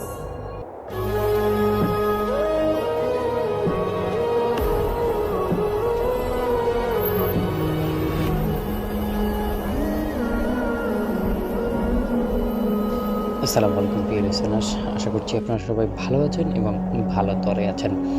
দর্শক, আপনারা হয়তো সকলেই জানেন যে আমরা প্রতিনিয়ত আমাদের এই চ্যানেলটিতে ফিরে আসি আপনাদের জন্য গল্প শোনানোর জন্য। তো আমাদের এই চ্যানেলটি মূলত এই গল্পের উপর নির্ভর করে তৈরি করা হয়েছে। তাই আপনারা যারা গল্প পছন্দ করেন তারা কিন্তু অবশ্যই আমাদের চ্যানেলটিকে সাবস্ক্রাইব করে পাশেই থাকতে পারেন। তো দর্শক, আজকের এপিসোডটি অনেক বেশি স্পেশাল, কারণ আজকে আমরা অনেক মজা এবং ভয়ঙ্কর একটা গল্প পড়ার চেষ্টা করব। আমি গল্পটি শুরু করার আগে চোখ বুলিয়ে নিয়েছিলাম, গল্পটি আমার কাছে ভালো লাগছে, তাই আমি এখন গল্পটি শুরু করছি। শহরের এক পুরনো অ্যান্টিক দোকানে আমি একটি বিশাল আয়না দেখি। আয়নাটা দেখতে খুব সুন্দর ছিল, তার চারপাশে ছিল সূক্ষ্ম কারুকাজের কাঠ। দোকানে ঢুকেই আমার চোখ আটকে গেল আয়নাটার উপর। দোকানদার আমাকে বলল এই আয়নাটা খুবই পুরনো, অনেক দিন আগে এখানে নিয়ে এসেছিলাম। একসময় এক জমিদারের বাড়িতে ছিল, সেটাকে আমি নিয়ে এসে একটু সার্ভিস করেছি, কিন্তু এর মধ্যে একটি রহস্য লুকিয়ে আছে। আমি কৌতূহলী হয়ে জিজ্ঞাসা করলাম, কী সেই রহস্য যেটা আয়নার মধ্যে লুকিয়ে আছে? দোকানদার মাথা নিচু করলো, আয়নাটার দিকে বেশ কিছুক্ষণ তাকিয়ে অদ্ভুত কিছু দেখা যায়। অনেকে বলে এটা নাকি অভিশপ্ত। আমি দোকানদারের কথায় কান দিলাম না। রহস্যের প্রতি আমার আগ্রহ ছিল, তাই আমি সেটাকে কিনে নিলাম এবং আমার শোবার ঘরে টাঙিয়ে রাখলাম। প্রথম কয়েকদিন সব কিছু স্বাভাবিকই ছিল, কিন্তু এক রাতে আমি যখন বিছানায় শুয়েছিলাম তখন থেকে হঠাৎ আমার ঘুম ভেঙে গেল। ঘুম ভেঙতেই আমি দেখলাম আয়নার মধ্যে আমার নিজের প্রতিচ্ছবি নেই, তার বদলে অন্য কারো প্রতিচ্ছবি দেখাচ্ছে। একজন বৃদ্ধ লোক যার চোখগুলো অস্বাভাবিকভাবে জ্বলছে। আমি ভয়ে চিৎকার করে উঠলাম, কিন্তু কেউ আমার চিৎকার শুনল না। আমি ভয়ে ভয়ে আয়নাটার দিকে তাকালাম আর আমার প্রতিচ্ছবি ফিরে এসেছে। আমি ভাবলাম হয়তো রাতের অন্ধকারে আমার চোখের ভুল ছিল। কিন্তু পরদিন সকালে যখন আমি আয়নার সামনে দাঁড়ালাম তখন দেখলাম আমার প্রতিচ্ছবি খুবই বিষণ্ণ দেখাচ্ছে। আমি আসলে প্রতিচ্ছবিটা হাসছে না, বরং তার মুখে একটা দুঃখী ভাব। আমার বন্ধু রাহুলকে আমি সব কথা বললাম। সে বলল, আয়নাটা হয়তো পুরনো, তাই এমন হচ্ছে, বেশি চিন্তা করিস না, খুব দ্রুত ঠিক হয়ে যাবে। রাহুলের কথা শুনে আমি কিছুটা আশ্চর্য হলাম, কিন্তু রাতের বেলা যখন আবার এক হলাম তখন ভয়টা আবার আমার মনের মধ্যে চেপে বসলো। মাঝরাতে আবার ঘুম ভেঙে গেল। আমি দেখলাম আয়নার মধ্যে শুধু সেই বৃদ্ধ লোকটার প্রতিচ্ছবি দেখাচ্ছে, যে আমাকে ইশারা করে ডাকছে। তার মুখে কোনো শব্দ নেই, কিন্তু তার চোখগুলো যেন চিৎকার করে বলছে, আয় আমার ভিতরে আয়। আমি ভয়ে কাঁপতে লাগলাম। হঠাৎ আমি দেখতে পেলাম কি আমার ঘরের দরজাটা আপনা আপনি খুলে গেছে, আর বাহিরে থেকে একটা ঠান্ডা বাতাস এসে আমার সব কিছু নাড়িয়ে দিল। আমি বিছানায় শুয়ে ভয়ে চিৎকার করতে লাগলাম। বৃদ্ধ লোকটির প্রতিচ্ছবি তখন হাসতে শুরু করলো। সেই হাসিটা এতটাই বিকৃতি ছিল যেন আমার বুক কেঁপে উঠল। পরদিন সকালে যখন আমি ঘুম থেকে উঠলাম তখন দেখলাম আর কোনো ঘর নেই, কিছুই ঠিকঠাক নেই। ঘরে সব কিছু এলোমেলোভাবে পড়ে আছে। আমি বুঝলাম এটা কোনো সাধারণ আয়না নয়, এর মধ্যে নিশ্চয়ই কোনো অভিশপ্ত শক্তি লুকিয়ে আছে। আমি সিদ্ধান্ত নিলাম আয়নাটা ভেঙে ফেলবো। আমি একটা হাতুড়ি নিয়ে আয়নার দিকে এগিয়ে গেলাম। যেই আমি আয়নাটাকে ভাঙবো এমনি আয়নার ভিতরে একটা বিকট শব্দ হলো।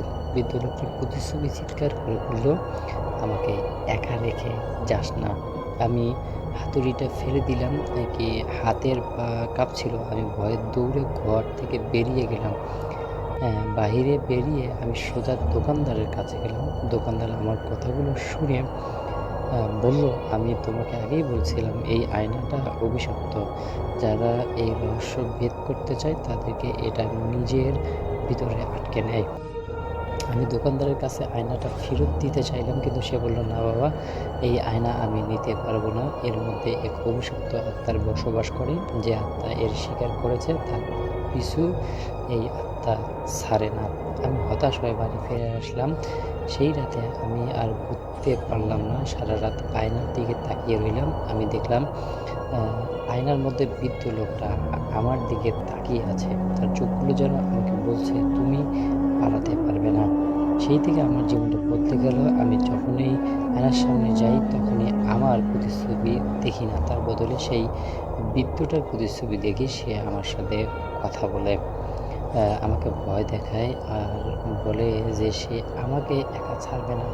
আমি জানি না এই অভিশাপ থেকে আমি কীভাবে মুক্তি পাবো। আমার জীবনটা এখন একটা আয়নার ভিতরে বন্দি হয়ে গেছে। কোনোভাবেই এই আয়নাটাকে নামিয়ে অন্য আয়না আনা যায় কি না এই বিষয়টিও কিন্তু আমি মাথায় রাখি, এবং পরবর্তী সময়ে আমি সেই আয়নাটাকে বাড়ি থেকে চেঞ্জ করে ফেলি। চেঞ্জ করার ফলে সেখানে কালো জিরা দেওয়া হয়। কিন্তু সেই দিনের যে কাহিনিটা হয়েছে, সেই দিনের কাহিনিটা হচ্ছে যে পলি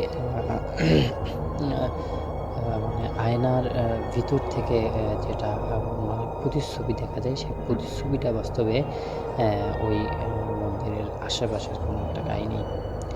তো দর্শক, আমাদের আজকের গল্পটি কিন্তু একটু লং, তো আশা করছি আপনাদের গল্পটা ভালো লেগেছে।